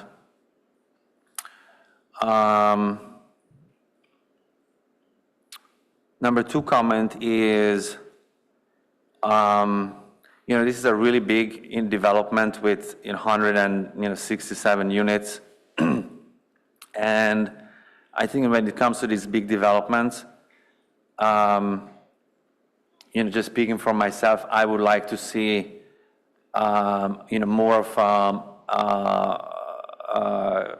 of a heterogeneous mix of residents.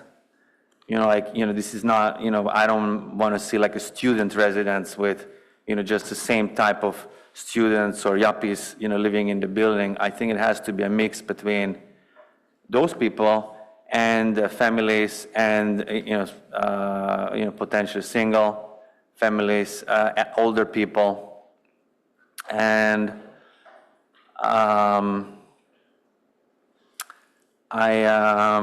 that was my question about the kids space, and you said, you don't want kids in this building, or you didn't plan the building for kids. Well, that's just not the kind of a building that we are looking for. I'm looking for a building that serves a wider spectrum of society. That's just a comment. This is a discussion section. So that would be my other comment is what think more about how you can accommodate kind of a broader spectrum of society. Yeah, and I think some of the details that were discussed, like the garbage. I mean, I 100% agree with those comments.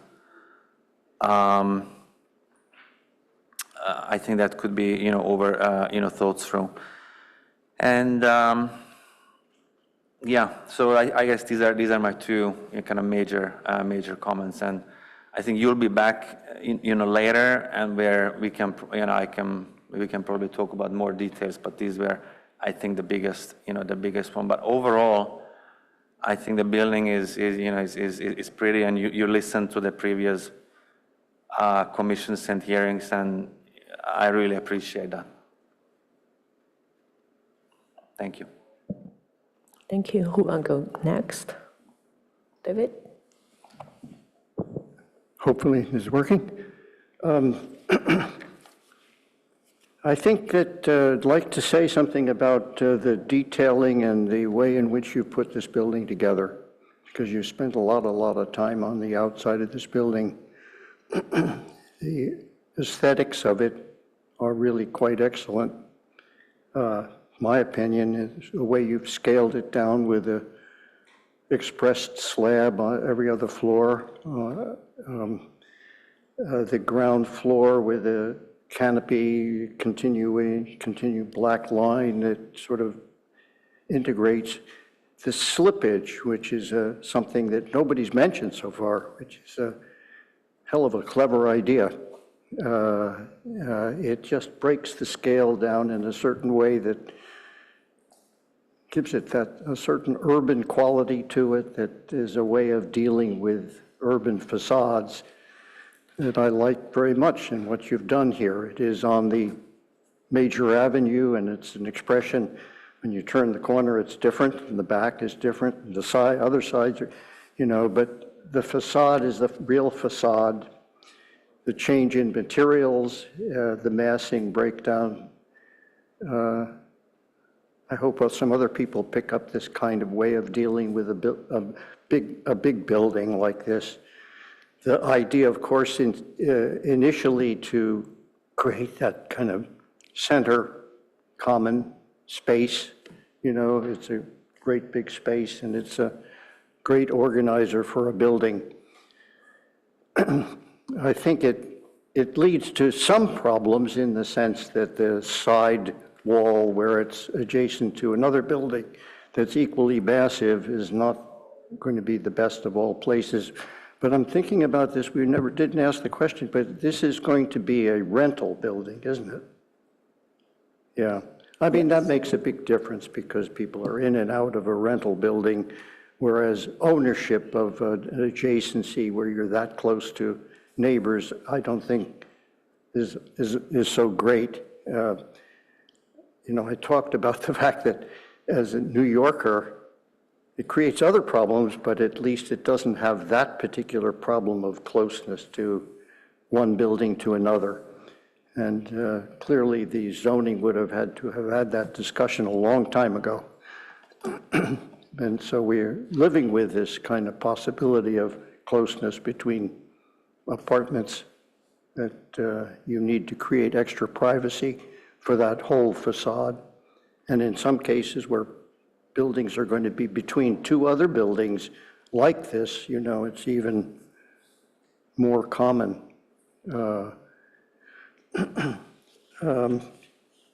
However, I don't want that to say that the building that you've designed is not very attractive, because I agree with my cohort here. It's a really attractive building, and the selection of materials is really well thought out.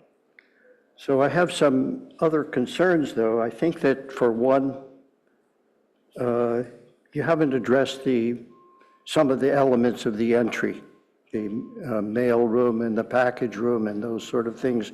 Really ought to, I hope you'll get it in the next presentation. It may mean that you have to adjust the functions that are along the street side there, the San Antonio, and reduce them a little bit. You've kind of recognized, I think, with this very large bike storage room, it's terrific. I don't see any problem with I disagree with my partner here that it's a major concern. When you come out of that room, maybe you need a bigger door or glasser area. I don't know quite what you need for access to the street, but you have plenty of room to work with at this point. And the transportation issues are, as mentioned, the most critical element here. And I think you're addressing it by saying, look, we're looking into the future where more of the transportation is really going to be in whatever the term would be used for the cars that you either rent or that you call up and get, that whole thing is changing day by day, clearly.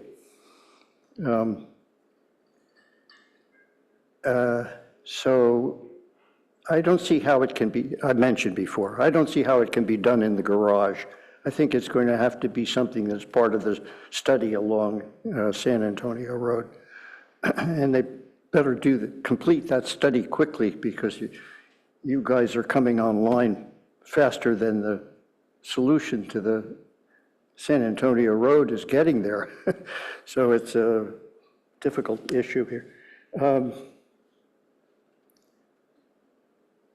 I think that the garbage room really, I hate to do it, but I think it should be, it shouldn't be at the far end. I'm for reducing the distance that people have to go to drop their garbage.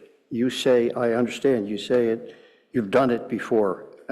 It is commonly done, and I've seen it in other projects, so I can see it's coming along as a, but to put it that far, you know, it's a couple of 100 feet that somebody has to take their garbage to every single day that they're throwing out garbage. It just seems to me, it's going to be picked up on Leghorn, it ought to be at the Leghorn area, and I firmly would vote for that one if my fellow board members would agree to that. We always talk about garbage anyhow, which is so annoying to have to do that, but Ying Xi and I know about that.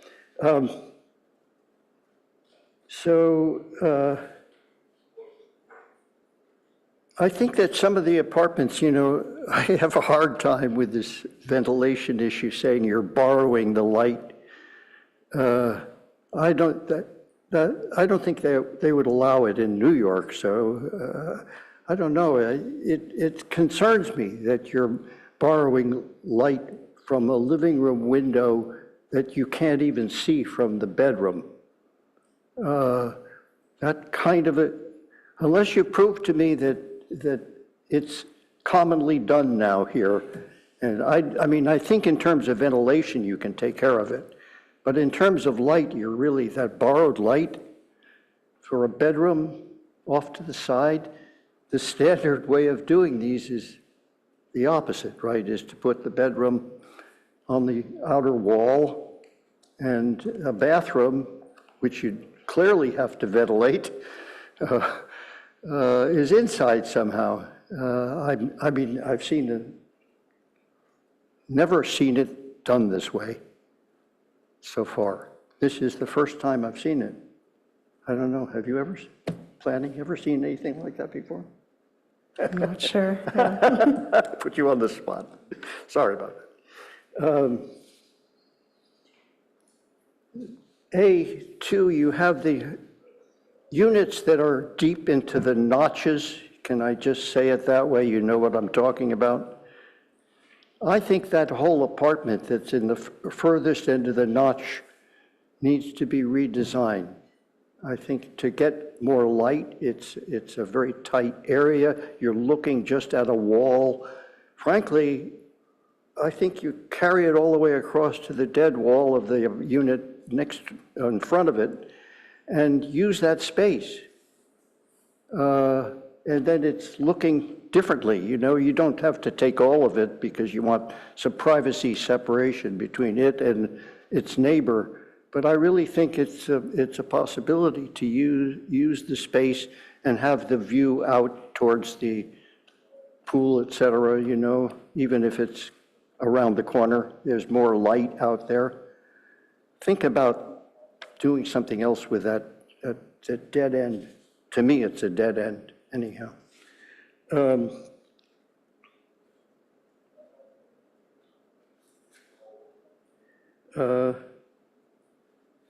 Well, I think we've had plenty of discussion about the relationship to the neighboring building.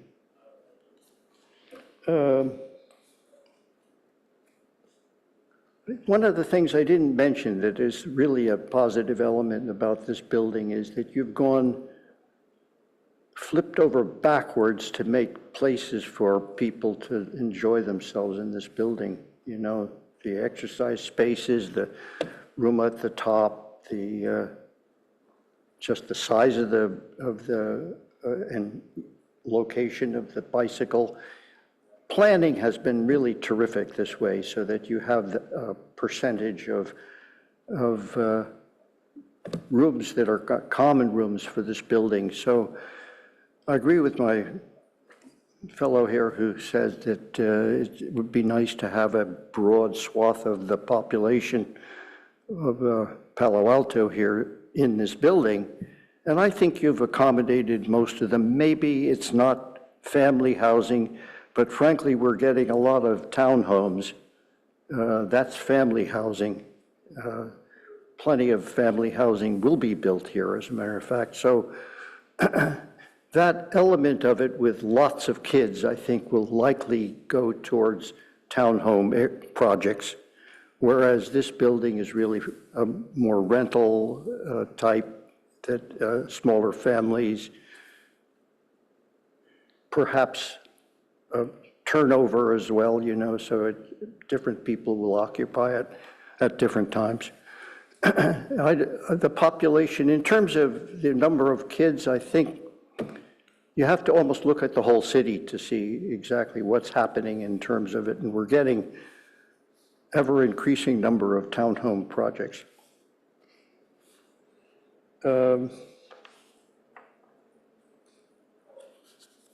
You know, I'm going to let somebody else get in here because I'm taking too long and I want to read my notes. I can go next. I'll follow on some of your comments, David. Yeah, thank you for the presentation. I agree with David on the exterior design of the building, and I wish the interiors were equally successful, which I don't think it's quite there yet. I'm with my fellow board members on trying to get the apartments to be a little bit more family-friendly, that you can have a larger cross-section of people. While there are townhomes, not everybody can afford to buy a townhome, which is very different from renting an apartment. So I think that's really important. And that leads me to, you know, looking at the individual plans of the units. The Bs are quite successful with the larger units, but like you have so many of the As, the A8, A1 with the interior bedroom and a bathroom towards the exterior wall.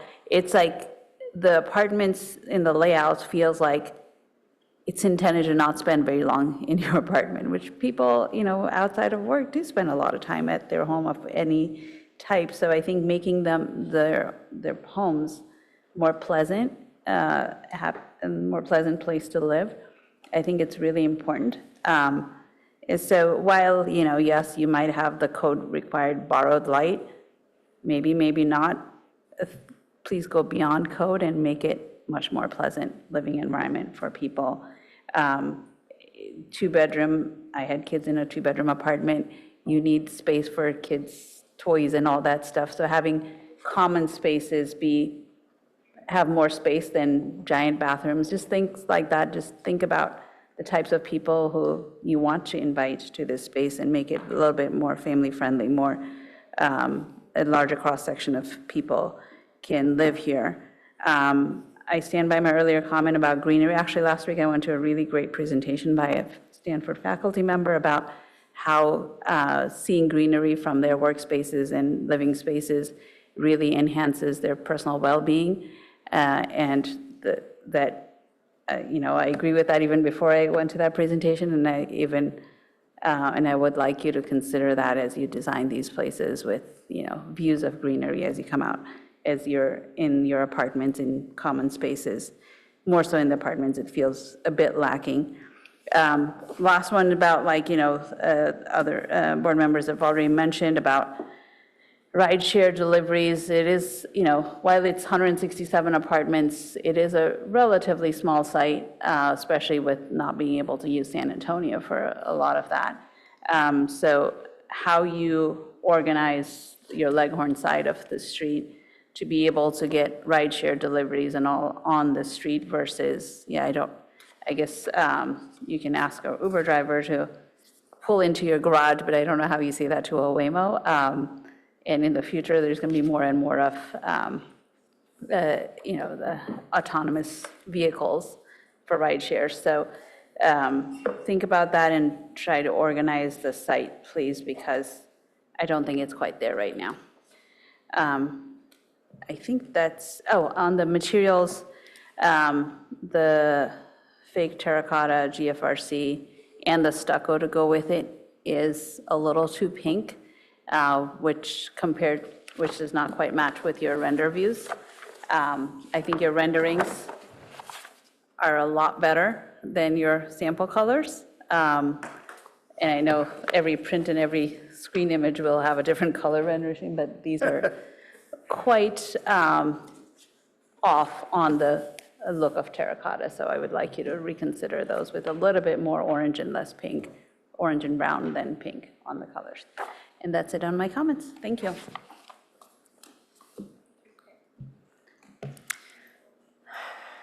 I'm going to echo a lot of what my fellow board members have already said. I actually overall really like the building. I think that the layout of the sort of U shape with the central courtyard is lovely. I do have concerns about, as board member Adcock called it, the canyon between this building and the next 8-story building over. However, I also understand that's just sort of the nature of the beast in that situation. Thoughtfulness regarding those window placements, especially when we know what the neighbor is doing, being able to shift our windows one way or the other, having a 15-degree angle so that they're not staring directly across that canyon into the neighbors is definitely going to be beneficial. And yes, window coverings are fine and they work, but you know, those moments that you do want the window open, you really just don't want to be staring at your neighbor. So anything you can do in sort of shifting gently, maybe even putting some frosted glass on the lower portions and then clear glass on the upper portions, things like that, to just really try and mitigate that facade, I think will be beneficial. My biggest issue overall with this project really is level 1. I think that there's a lot to be said for, I really like your enhanced entry zone. I think that is going to be sort of the solution for the Waymo and the Amazon drop-offs. And I think once, you know, there's ways to have it so that you pin, like when you go to the airport, there's zone 3 versus zone 2, right? There's going to be a way to say, hey, when you're a Lyft, pull into this little parking lot, pick me up, right? So I'm a little less worried about that than maybe some of my colleagues are. However, anytime there's a gate and there's a parking space right next to the gate, like butting up right against it, is always a little problematic in true functional state. So anytime you can get sort of even just a couple feet of relief for a walking path, something like that, right next to the gate. So just reanalyze where your gate is placed, whether it should be actually a column back, right, something like that, or maybe a column forward, just to really be thoughtful about that gate placement. On that note, the gate at sort of the setback line where you go from the angled driveway into the actual building itself, maybe you flank both sides of that with electrical spaces. And then instead of having one side be this really long and deep electrical and the other one is parking spaces, like right at the gate again. So again, understand that gate's going to be open during most of the day and it's the secondary gate, which is going to be the one that's predominantly closed, understanding all of that. Just again, having someone sort of trying to pull in and pull out right at that gate, especially when you're transitioning from a visual atmosphere. Imagine it's a sunny day out and you're going from really bright sunshine into that shaded space of the underground parking, right? Your eyes are adjusting to the glare and somebody's pulling out right in front of you. So anytime you can give that breathing space, I would encourage it. And since you're going to sort of reevaluate the parking spaces down here anyway, as board member Adcock had mentioned, the turning radius of that ramp, once that gets reevaluated, just keeping these things in mind as you go through some of this reevaluation of parking layout. I'm also going to, in that same vein, I'm going to throw that big wrench in there that board member Hirsch had mentioned. I really think that trash room needs to be next to the elevators as well. It's just a functional daily thing that everybody's going to the elevators every single day. And people will constantly say, oh, I'm going to bring my trash out as I leave for work, right? It's much more difficult to get people to really take their trash out when they have to do it in the middle of the day, go to the opposite end of the building that they never go to for any reason other than the trash. And I know you guys do this for a living. I'm sure you've got buildings where it's just fine. While you're reevaluating that whole area, just really try and see if you can make that work, because I think having the trash next to the elevator is going to be a big benefit. And again, that will domino affect things upward as well, right? Having that trash on level 1 right behind the elevators will affect some of your parking, which in theory you're going to be reevaluating anyway. You know, it looks like there's sort of a little nook kind of primed and ready to go right next to the elevators on the upper levels. It doesn't need to be big, it's just for the trash chute, so that makes some sense. But maybe you'll be reevaluating some of the A1s or A1.1s, and maybe those become a 2-bedroom unit, right? Maybe you need a little bit of space behind the elevators to make this work. I don't know, it's up to you guys. On that note, just a friendly reminder that the A4 really is a studio and not a 1-bedroom. Again, to echo the sentiments that I don't like the bedrooms on the inside. I know it's code compliant, but people need to be able to look out their windows, I'm sorry. So maybe that A1 and A1.1, maybe that can combine into a 2-bedroom. right? Maybe that's a better use of that space. Again, I'm not sure. You guys will figure that out. Love the courtyard, love the pool area. I think the fitness going out to the pool area is really nice. And that's one of those things I'd almost say you might want more doors, right? Because a lot of people do like to spill out their fitness and their workouts, and some people might want to do yoga outside or something like that. What else can I say? I love the concept of the pets, having that pet spa. My one comment would be maybe that's something that you embrace a little bit more. Again, when you're reorganizing things, maybe that's something that actually is accessed from the outside, and maybe that's something that becomes sort of a use for the people as well as for outside. You know, maybe it's more of a retail space. Maybe it's a little bit bigger and a little bit more embraced. I don't know, but it's a really nice amenity to have, and also partnered with the dog run on the backside, I think it's going to be really beneficial.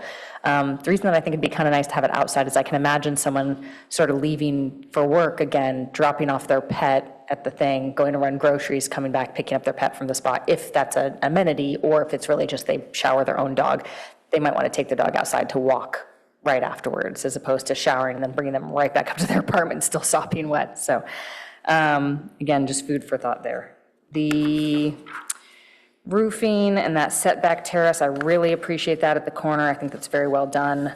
To echo the sentiments of my fellow board members with the materiality, I am so pleased to see that you guys did something other than white and gray and black. I am like pleased as punch that you guys have terracotta here. I think it's going to be great. Little bit pink in the samples, so it's one of those, but I like the materiality texture change. I think that that's going to be sort of a nice variation that's going to create a really interesting effect, just making it a little more orange. And then again, going back to this wood, in your renderings, this is a bit more brown, and in person, it's a little orange. So just really dialing in those, but I'm just pleased as punch that you guys are doing color. So I think that's all my comments for now. I think mostly in agreement with everybody else here. So thank you very much for your presentation. Looking forward to seeing the project built. Thank you. Sorry to interrupt. A quick thing that might impact the trash chute thing. I just remember there's a code requirement for elevators to be within 200 feet of stairs. You might be exceeding that. You might end up with another elevator by the other stair, which might help with your trash chute comment. Thank you. I'm going to jump in on that one because she stole it from me. I was about to say that. I said, well, because the thought struck me that, you know, you're going to have, you can create it with access to the parking garage if you had an elevator at the far end. You could create it to an additional exit entry for the building, you know, but in particular exit, because somebody taking the trash is probably going out, you know, afterwards, and this would at least keep the trash at the same end of the building, you know, and your process could work the way you've described it before. But one extra elevator, think of all the money you're saving by not cutting a big hole in the ground there. We're letting you off on that one. Spend a little bit of it on another elevator. It would fit at that end without a great deal of problem with the planning at that end of the building. You know, it's not going to take up that much space, an elevator, versus the actual trash room itself, which does take up a hell of a lot of space, especially at the ground, and having it at that back end is a good idea where it is now, and your process could work. But an extra elevator would reduce the load during the morning rush and the evening rush, whatever, for the whole building. It's a big building. You need to do that. And then I did have one last minor comment. Really happy to see that there's retail. It's one of those that oftentimes, because of the way that the code is requiring extra parking spaces, things like that for retail, that whether it's for sale building versus a rentable building, I mean, when we see just nothing but like lobby going all the way down San Antonio, it's going to be really problematic. So I'm thrilled to see that you guys have retail, and I would be very actually disappointed if you guys are penalized being required to have extra parking spaces because of the retail. I'd rather you keep the retail and have a little less parking. So for whatever food for thought that's worth. Thank you very much. All right, thank you very much for all your comments. And thank you to the public, to the applicant for your presentation, for your design. And when I look at the rendering, it looks quite exciting, and I think it's well designed for the exteriors and the way how you break down the huge building and also apply different materials on it, and also you stagger the terracotta tiles between different floors. I think it's all different kind of treatment that you apply to this building, break down the massing. And also I do like the way that you use the black canopy to connect the third floor transition to the double height lobby and retail space and wrap around the corner. I think it really helps, and all those glazing areas and also co-work space, all those amenities all activate the street front. I think it will help. It's really, along with the landscape, it make the street really pedestrian friendly and welcoming. And for the circulations, I agree with my fellow members. I agree with the trash issues. I think ideally the trash should be close to the elevators, and also I also don't like the non-window bedroom design. I think bedrooms should always have the exterior windows, and also it seems like I might be the only one who might think we need more parking here for this project. It seems like everyone else is fine, but when you look at this, it's a 167 units, and you only provide 74 spaces, and also a number of them are still tenant parking. So it would be a challenge for the tenants. If you could provide more parkings, I understand it's market-driven parking nowadays, especially this is a PHC zone as you proposed.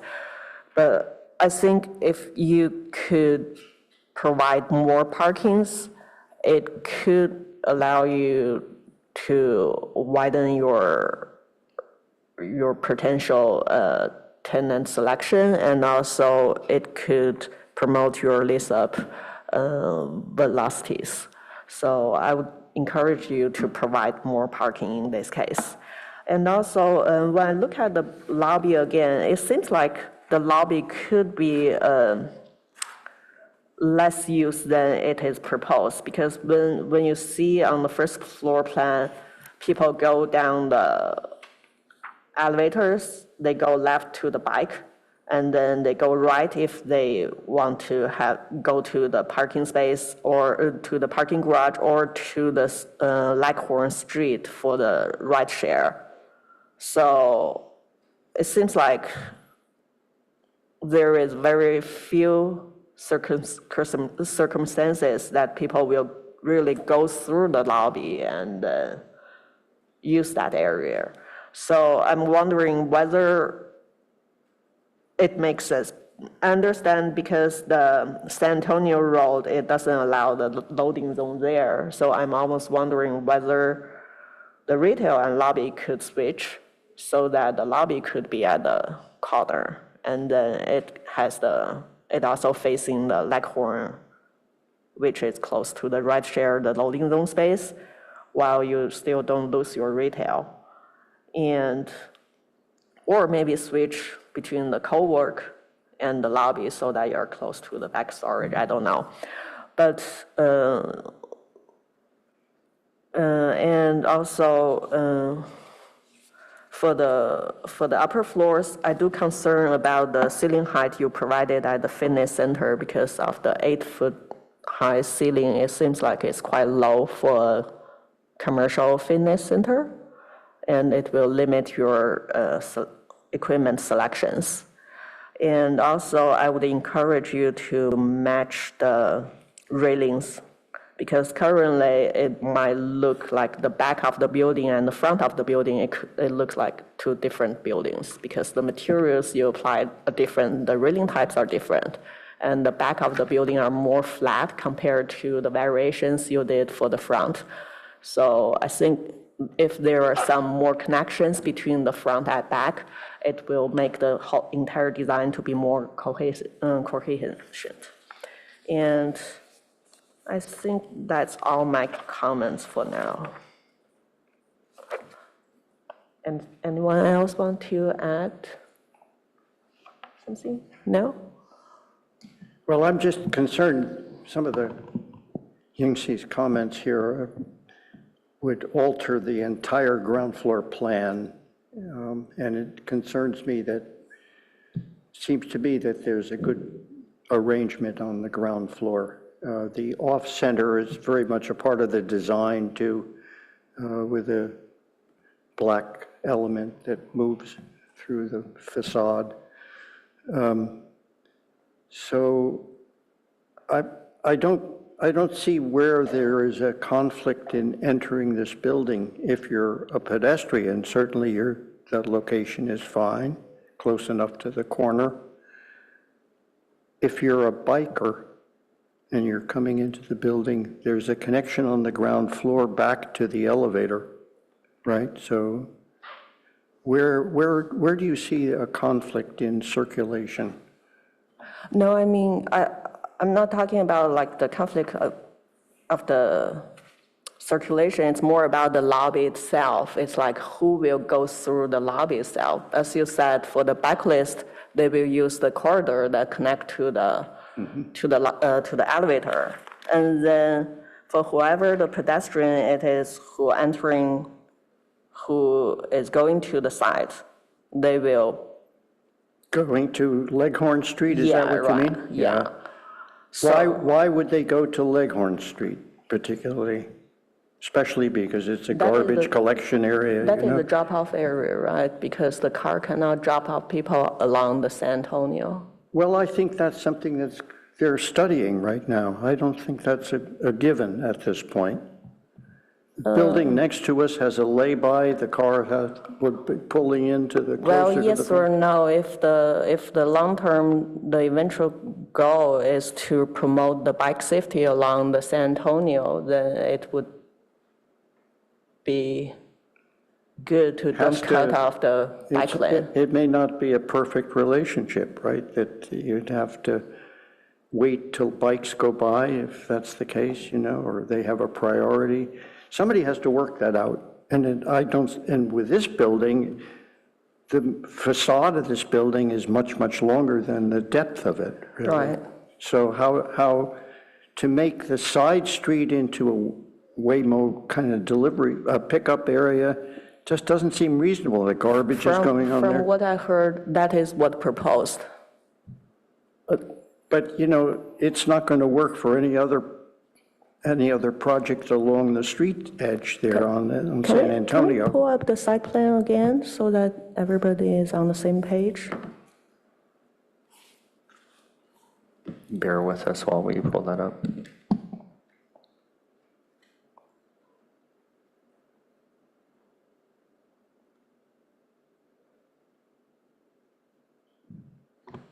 Yeah, just to clarify that, while we're still seeking direction from council on the preferred options, we don't anticipate that there will be parking anymore along this frontage, and so there would be no area for a loading area necessarily along this frontage. Along the San Antonio. Frontage? Frontage, correct. Oy vey. Well, that's all I can say. It's going to be a disaster if you don't have some kind of a solution for the San Antonio. The side, it's pretty obvious here, you wouldn't put the entry into a garage off of San Antonio, so they've put it on the side, and look at the amount of space it takes up. So how are you going to actually have, you have 150 people potentially looking for a ride share situation here. How's that going to work on a side street? And the buildings all along the main corridor don't have that capability. That's why we require something on site, and it's not being provided on site, so. But the facade has been set back, and there's the possibility of doing it on a sort of a lay-by area on that frontage, even though it conflicts as described with a bike passage. To put it on a side street does not work because there aren't so many side streets. So Sorry, if for vehicular, drop-off and pickup, are you suggesting that they have something come up as a curb onto the site? Is that what you're suggesting? Okay. it has to be studied relative to the frontage on San Antonio. I think it's unrealistic to suggest, they've gone out of their way to provide something inside the building that takes the place of it, and I think everybody here was saying they don't really think that's going to work. You can't get people in and out of a building by coming into the building. It's just, I don't think it works. I'm not a transportation engineer, but this does seem to me to be a major problem.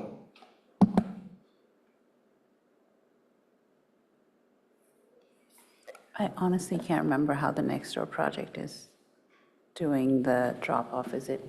So they have it as a K-turn, so you come into their parking garage, and then they have a area that you pull over. So similar to this. Yeah. So they've designed it where you come into their parking garage. So it's more of a development for this area to be able to have enough space for ride share, and maybe some of these are not parking for residents, but rather ride share pickup drop-off areas, and also Amazon deliveries and DoorDash and all those things that will make some of the parking reduced, but that's going to be necessary. To Ying-Shi's point about the lobby, while yes, this in and out is probably not that used, I think as a massing, I think that's what you're getting at as well, David, on the overall, elevation of this area of, demarcating the entry lobby as the highest in the hierarchy, the highest priority, and then the retail, like in that elevation with that design. Sorry, I'm drawing your elevation on top of your plan. The lobby, the retail, in which this slips into being fitness with the outdoor space next to it. I think that's a really great composition. So moving that lobby, while it is not going to be the most used indoor-outdoor access, I think is still successful as a massing design. Okay. Any other comments?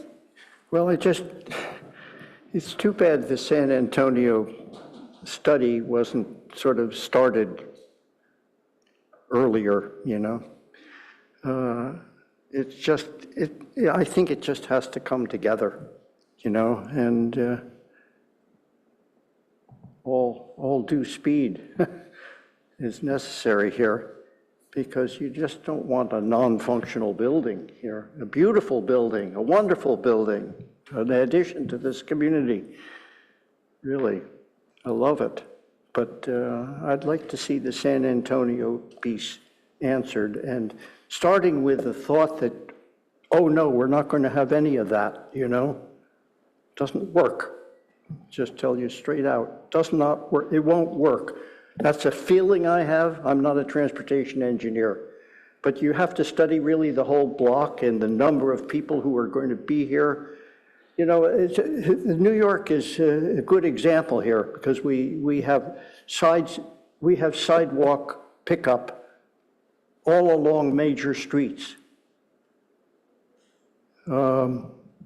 This is now becoming much more of an urban area, a denser urban area. And you have to deal with those issues. A thought on that is also, I think this is bike parking, correct? And there's a little bit of bike parking over here. My app wants to update. Cancel, remind me later. Sorry. I don't know what happened to my screen. It just, yeah. So I think if more of the bike parking got moved to San Antonio side, you would have a little bit more breathing room on this right side, on Leghorn side, to deal with this loading, while you don't want to get too close to the intersection. Just food for thought on how you could potentially use a little bit more of the Leghorn side of the street.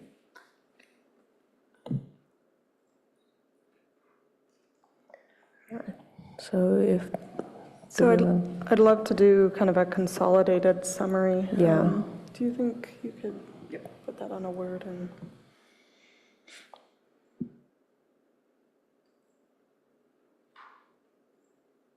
So we have a few notes we kind of put together of the things we feel like we heard.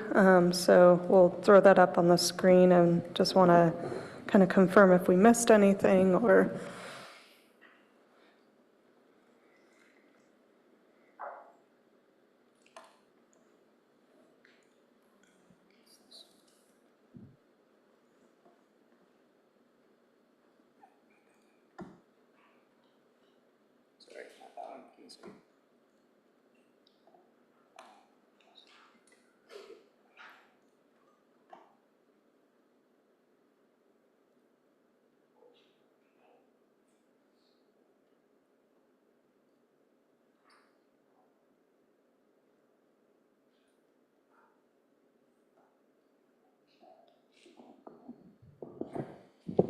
So first one is further evaluate the turning radius in the garage as well as the parking space design. I think the component of the parking space design was partially related to Board Member Rosenberg's comments about the electrical. I don't know if you want to be more specific, I think in general, but kind of also going into comment number 2. The project's designed with limited parking, but doesn't accordingly include drop-off and pickup spaces, improved bicycle areas, improved pedestrian entrances, et cetera. Accordingly, this needs to be reconsidered. One board member expressed the need for more parking. You can make that 2. Okay. Second one. Just 2 board members, or, yeah. Could we add to that coordination with the San Antonio Road study is required? Yeah, we should definitely add that. Thank you.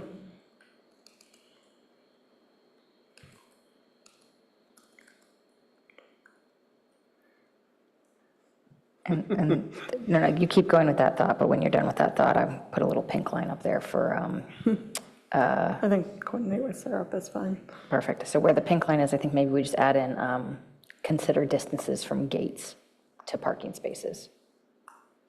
And that would just be part of that comment 1. Yeah, perfect, sub-comment. That's it. Perfect, thank you. So moving on, the further study the lobby parcel pickup and drop-off area.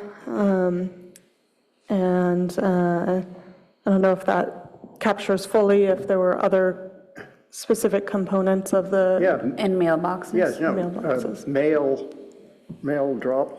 I think it's important to include, but I also just want to to be on the applicant's advocacy side here. They clearly said that they're thinking about it, they just haven't gotten there yet. So just making sure that it's on their list of things to consider and how to do that. And then need to really study between you and the city's work. I kind of added your thought on coordinating with the SERAP as a separate item, so we can probably remove that bullet point.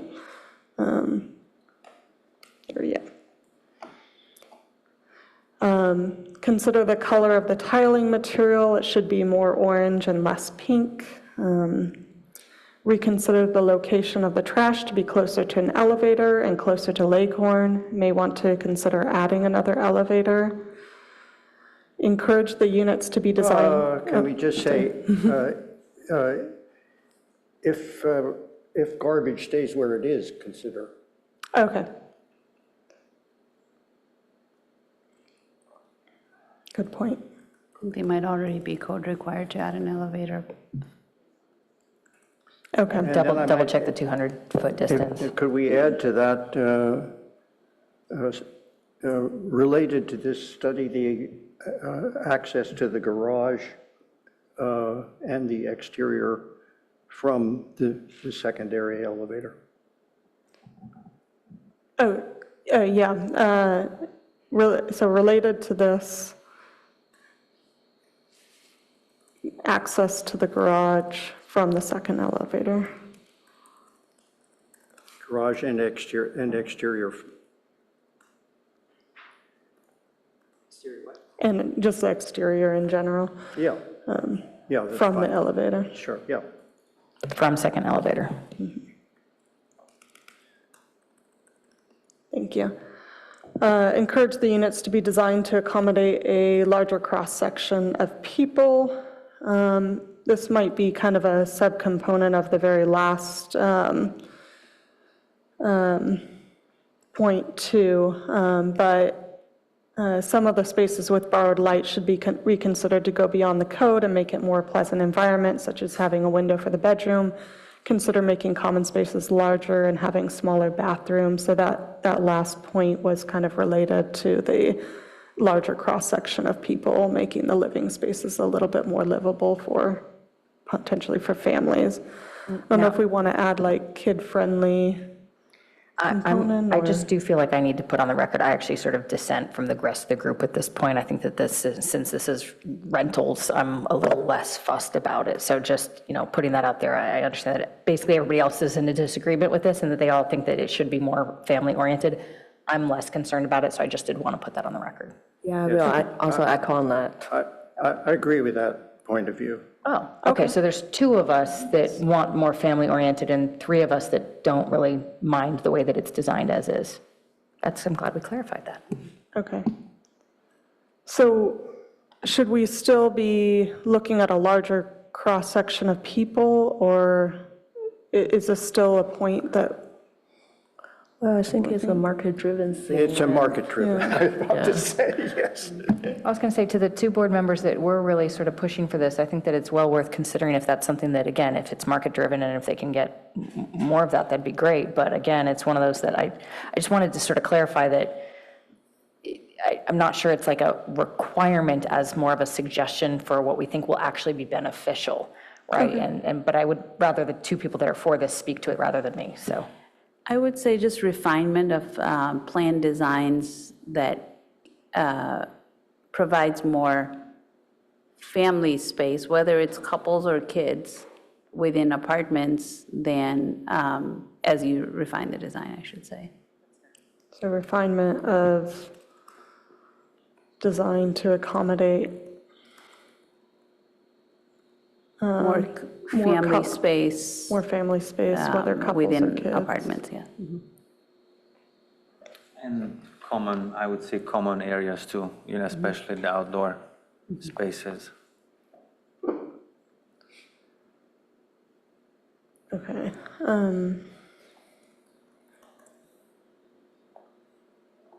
So maybe let's take out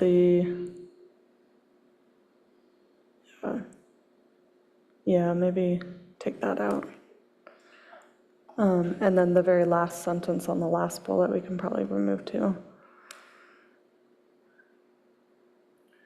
Okay. And I think there was one other comment. I think it would be good to coordinate the window placements with 880. I mean, of course, that can change because they can move their windows anytime, but. Sorry, okay, yeah, 808. I think it would also be in their interest to coordinate. Do you also want us to note, I'm realizing now, window placement as it relates to the balconies as well, on some of those kind of interior? Yes. Neighboring units. Facing their neighboring units, it was like on the interior of the courtyard. Future undecided construction. Sort of could be the same situation. Well, the ones I was specifically referencing were referencing the interior to the lot, or interior to the courtyard. There were some of the balconies that are facing a wall. Yeah. Yeah, or consider refinement to Yeah. the balcony design, or balcony placement. And light and air, with light and air consideration. With light and air considerations. I think the applicant knows Can which we make ones it they're light, air, and referencing. Leave it up to Yeah. them to figure that one. Yeah, Can we add light, air, and views, not just light and air? light, air, and views, yes.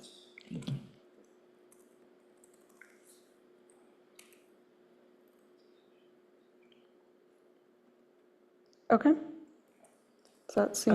Are everyone comfortable with the two different types of the balcony railings, or they have to be consistent? Any opinions on that?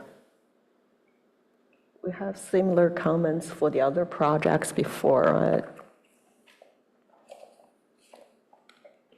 I think in this case, the glassier balconies are nice when they can be glassier.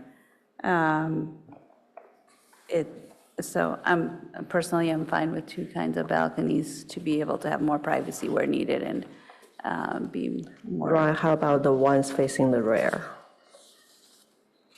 That's a good point. I think kind of thinking about the future, really, other than the San Antonio and Leghorn frontage, the other two sides should anticipate future development and and plan for a little bit more privacy instead of having to change it out in 15 years or whatever. Yeah, just look at the rendering they provided on sheet A 10.2. When you look at the building here, the rendering in this angle it could be just a totally different building from the one you look from the front, right?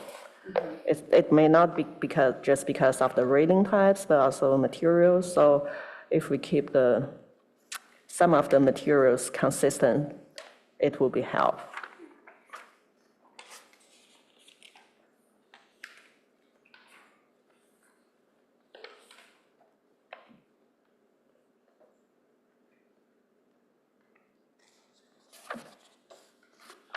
Speaking of, railings for the, for the balconies, I'm always, worried that the balconies will be used for storage, especially on the left side of the building, where there are two balconies next to each other, like on San Antonio.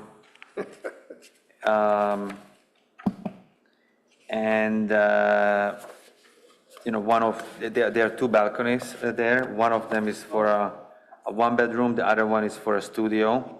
So I am especially worried that the person with the studio who doesn't have storage, he will use the balcony for storage, and it's going to look messy from the street.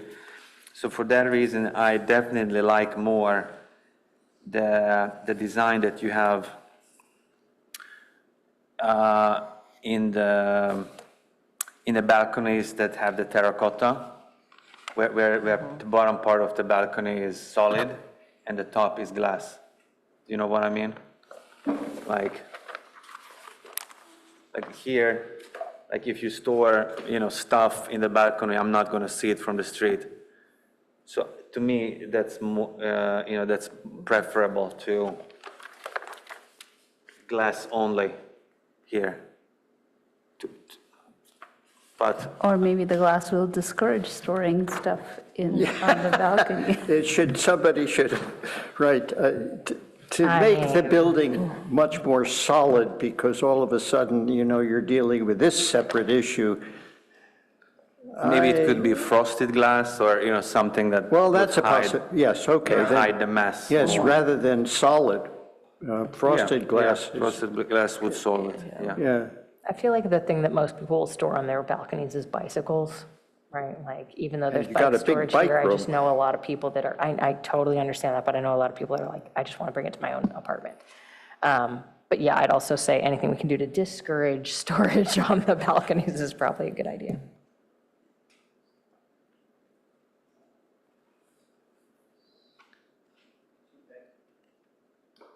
Maybe you could take care of some of this with the lease arrangements. You do. Okay. You know, it seems to me that that's the place it has to happen because the city can't do it, you know, so it's up to you to have a good-looking building. Frosted glass isn't a bad idea. Okay. All right, if no more comments? Yeah, I do. The two balconies that you have on the north end of the facade on San Antonio Road are the two closest balconies in the whole project. And it would be nice if you could figure out how to split them. They're a few feet apart, it seems to me, isn't it? You know? Look at your elevation. They're very, very close to each other. If, you know, those almost require a side panel of some sort to create privacy between those two units, if you're going to keep them that close, for sure. But still, if it's possible to separate them by a few more feet, I think it would be better.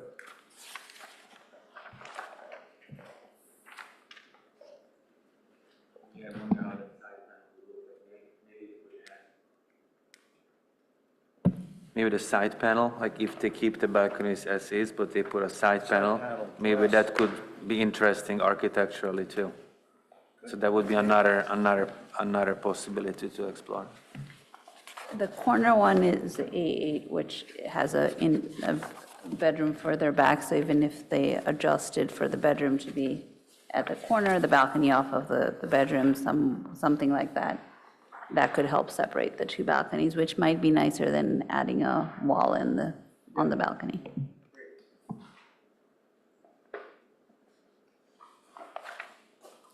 think that architects are very capable to study that one. Maybe we just note that consider separating the two balconies on the north end or east end of San Antonio. Thank you.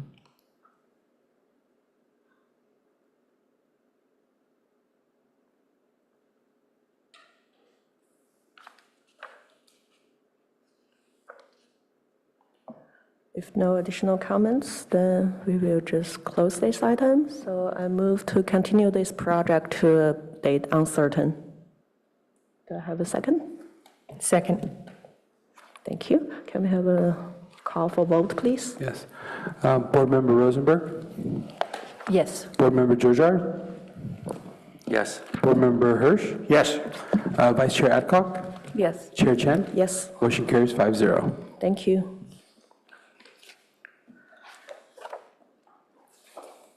And we have two more items here. Do we want to have a 5 minutes break?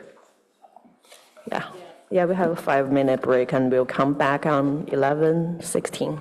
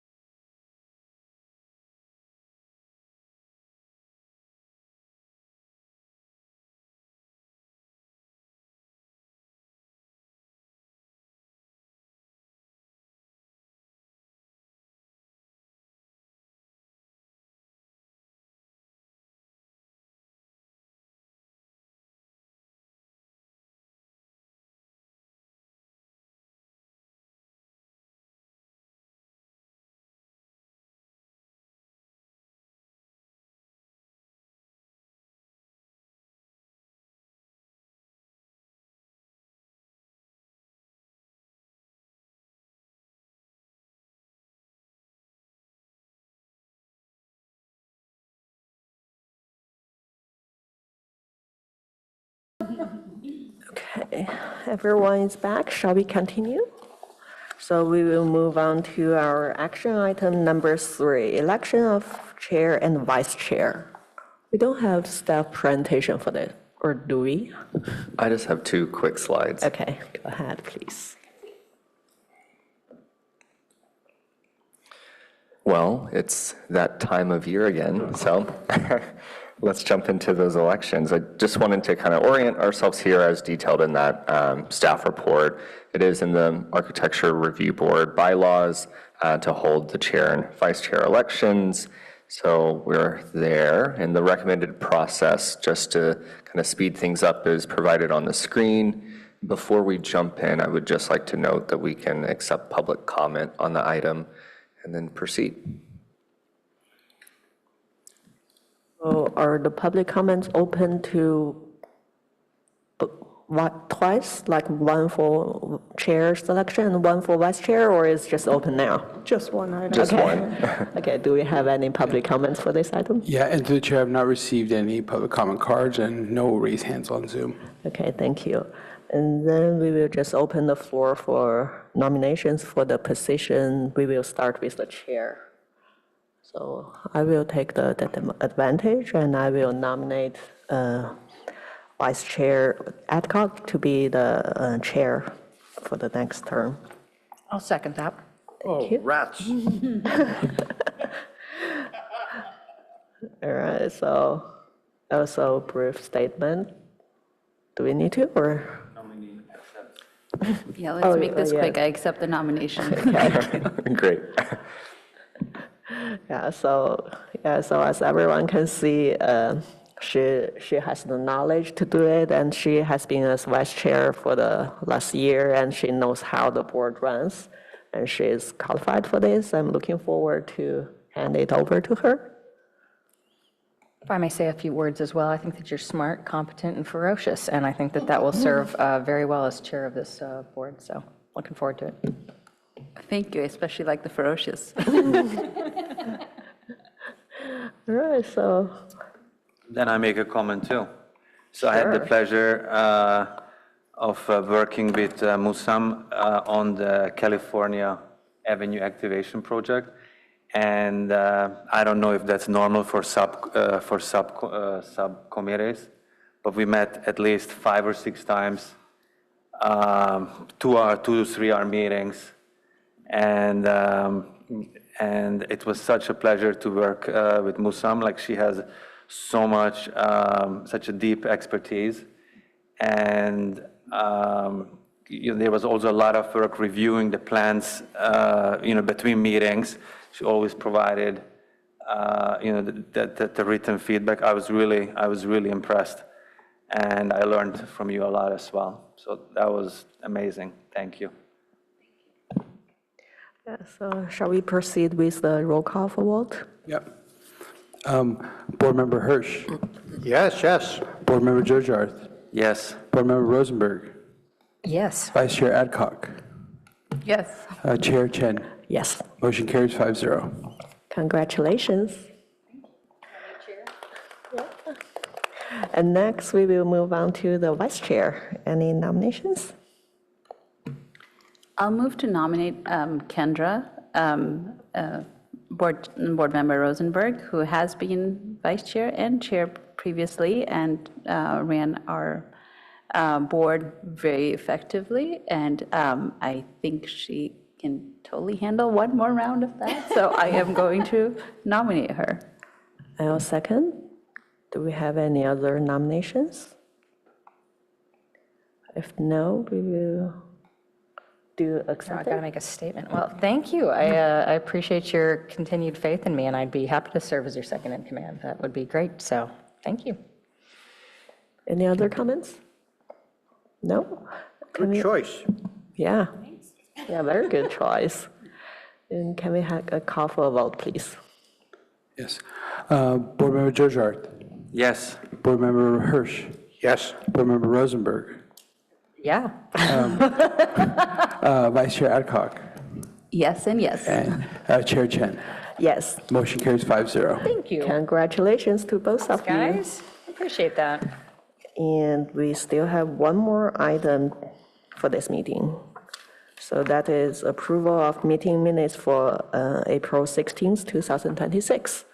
Do we have any changes, adjustment for this meeting minutes? And if I may just note for the record that all of the board members were present, so there's no need for any abstentions from voting. Okay. Thank you. If no, I move to approve the meeting minutes as it is. Second? Can we have a call, please? Board Member Rosenberg, Yes. Board Member Jojar, Yes. Board Member Hirsch, Yes. Vice Chair Adcock, Yes. Chair Chen. Yes, Motion carries 5-0. thank you. And next is board member questions, comments, announcements, or future meetings and agendas. Do we have any announcement at this point? I have a question. With Board Member Chen being absent next week, does that mean Board Member Adcock is just hitting the ground running next week? As the new chair, Yeah. yes. All right. Technically, yes. Congratulations. Yeah, all right, thank you for the clarification. And next is, I think it's really very last item, is the virtual public comments. This time we will open our floor to our virtual public who wanted to speak a general comment. Yeah, and through the chair, we have not received any raised hands on Zoom. Okay, thank you very much, and meeting adjourned.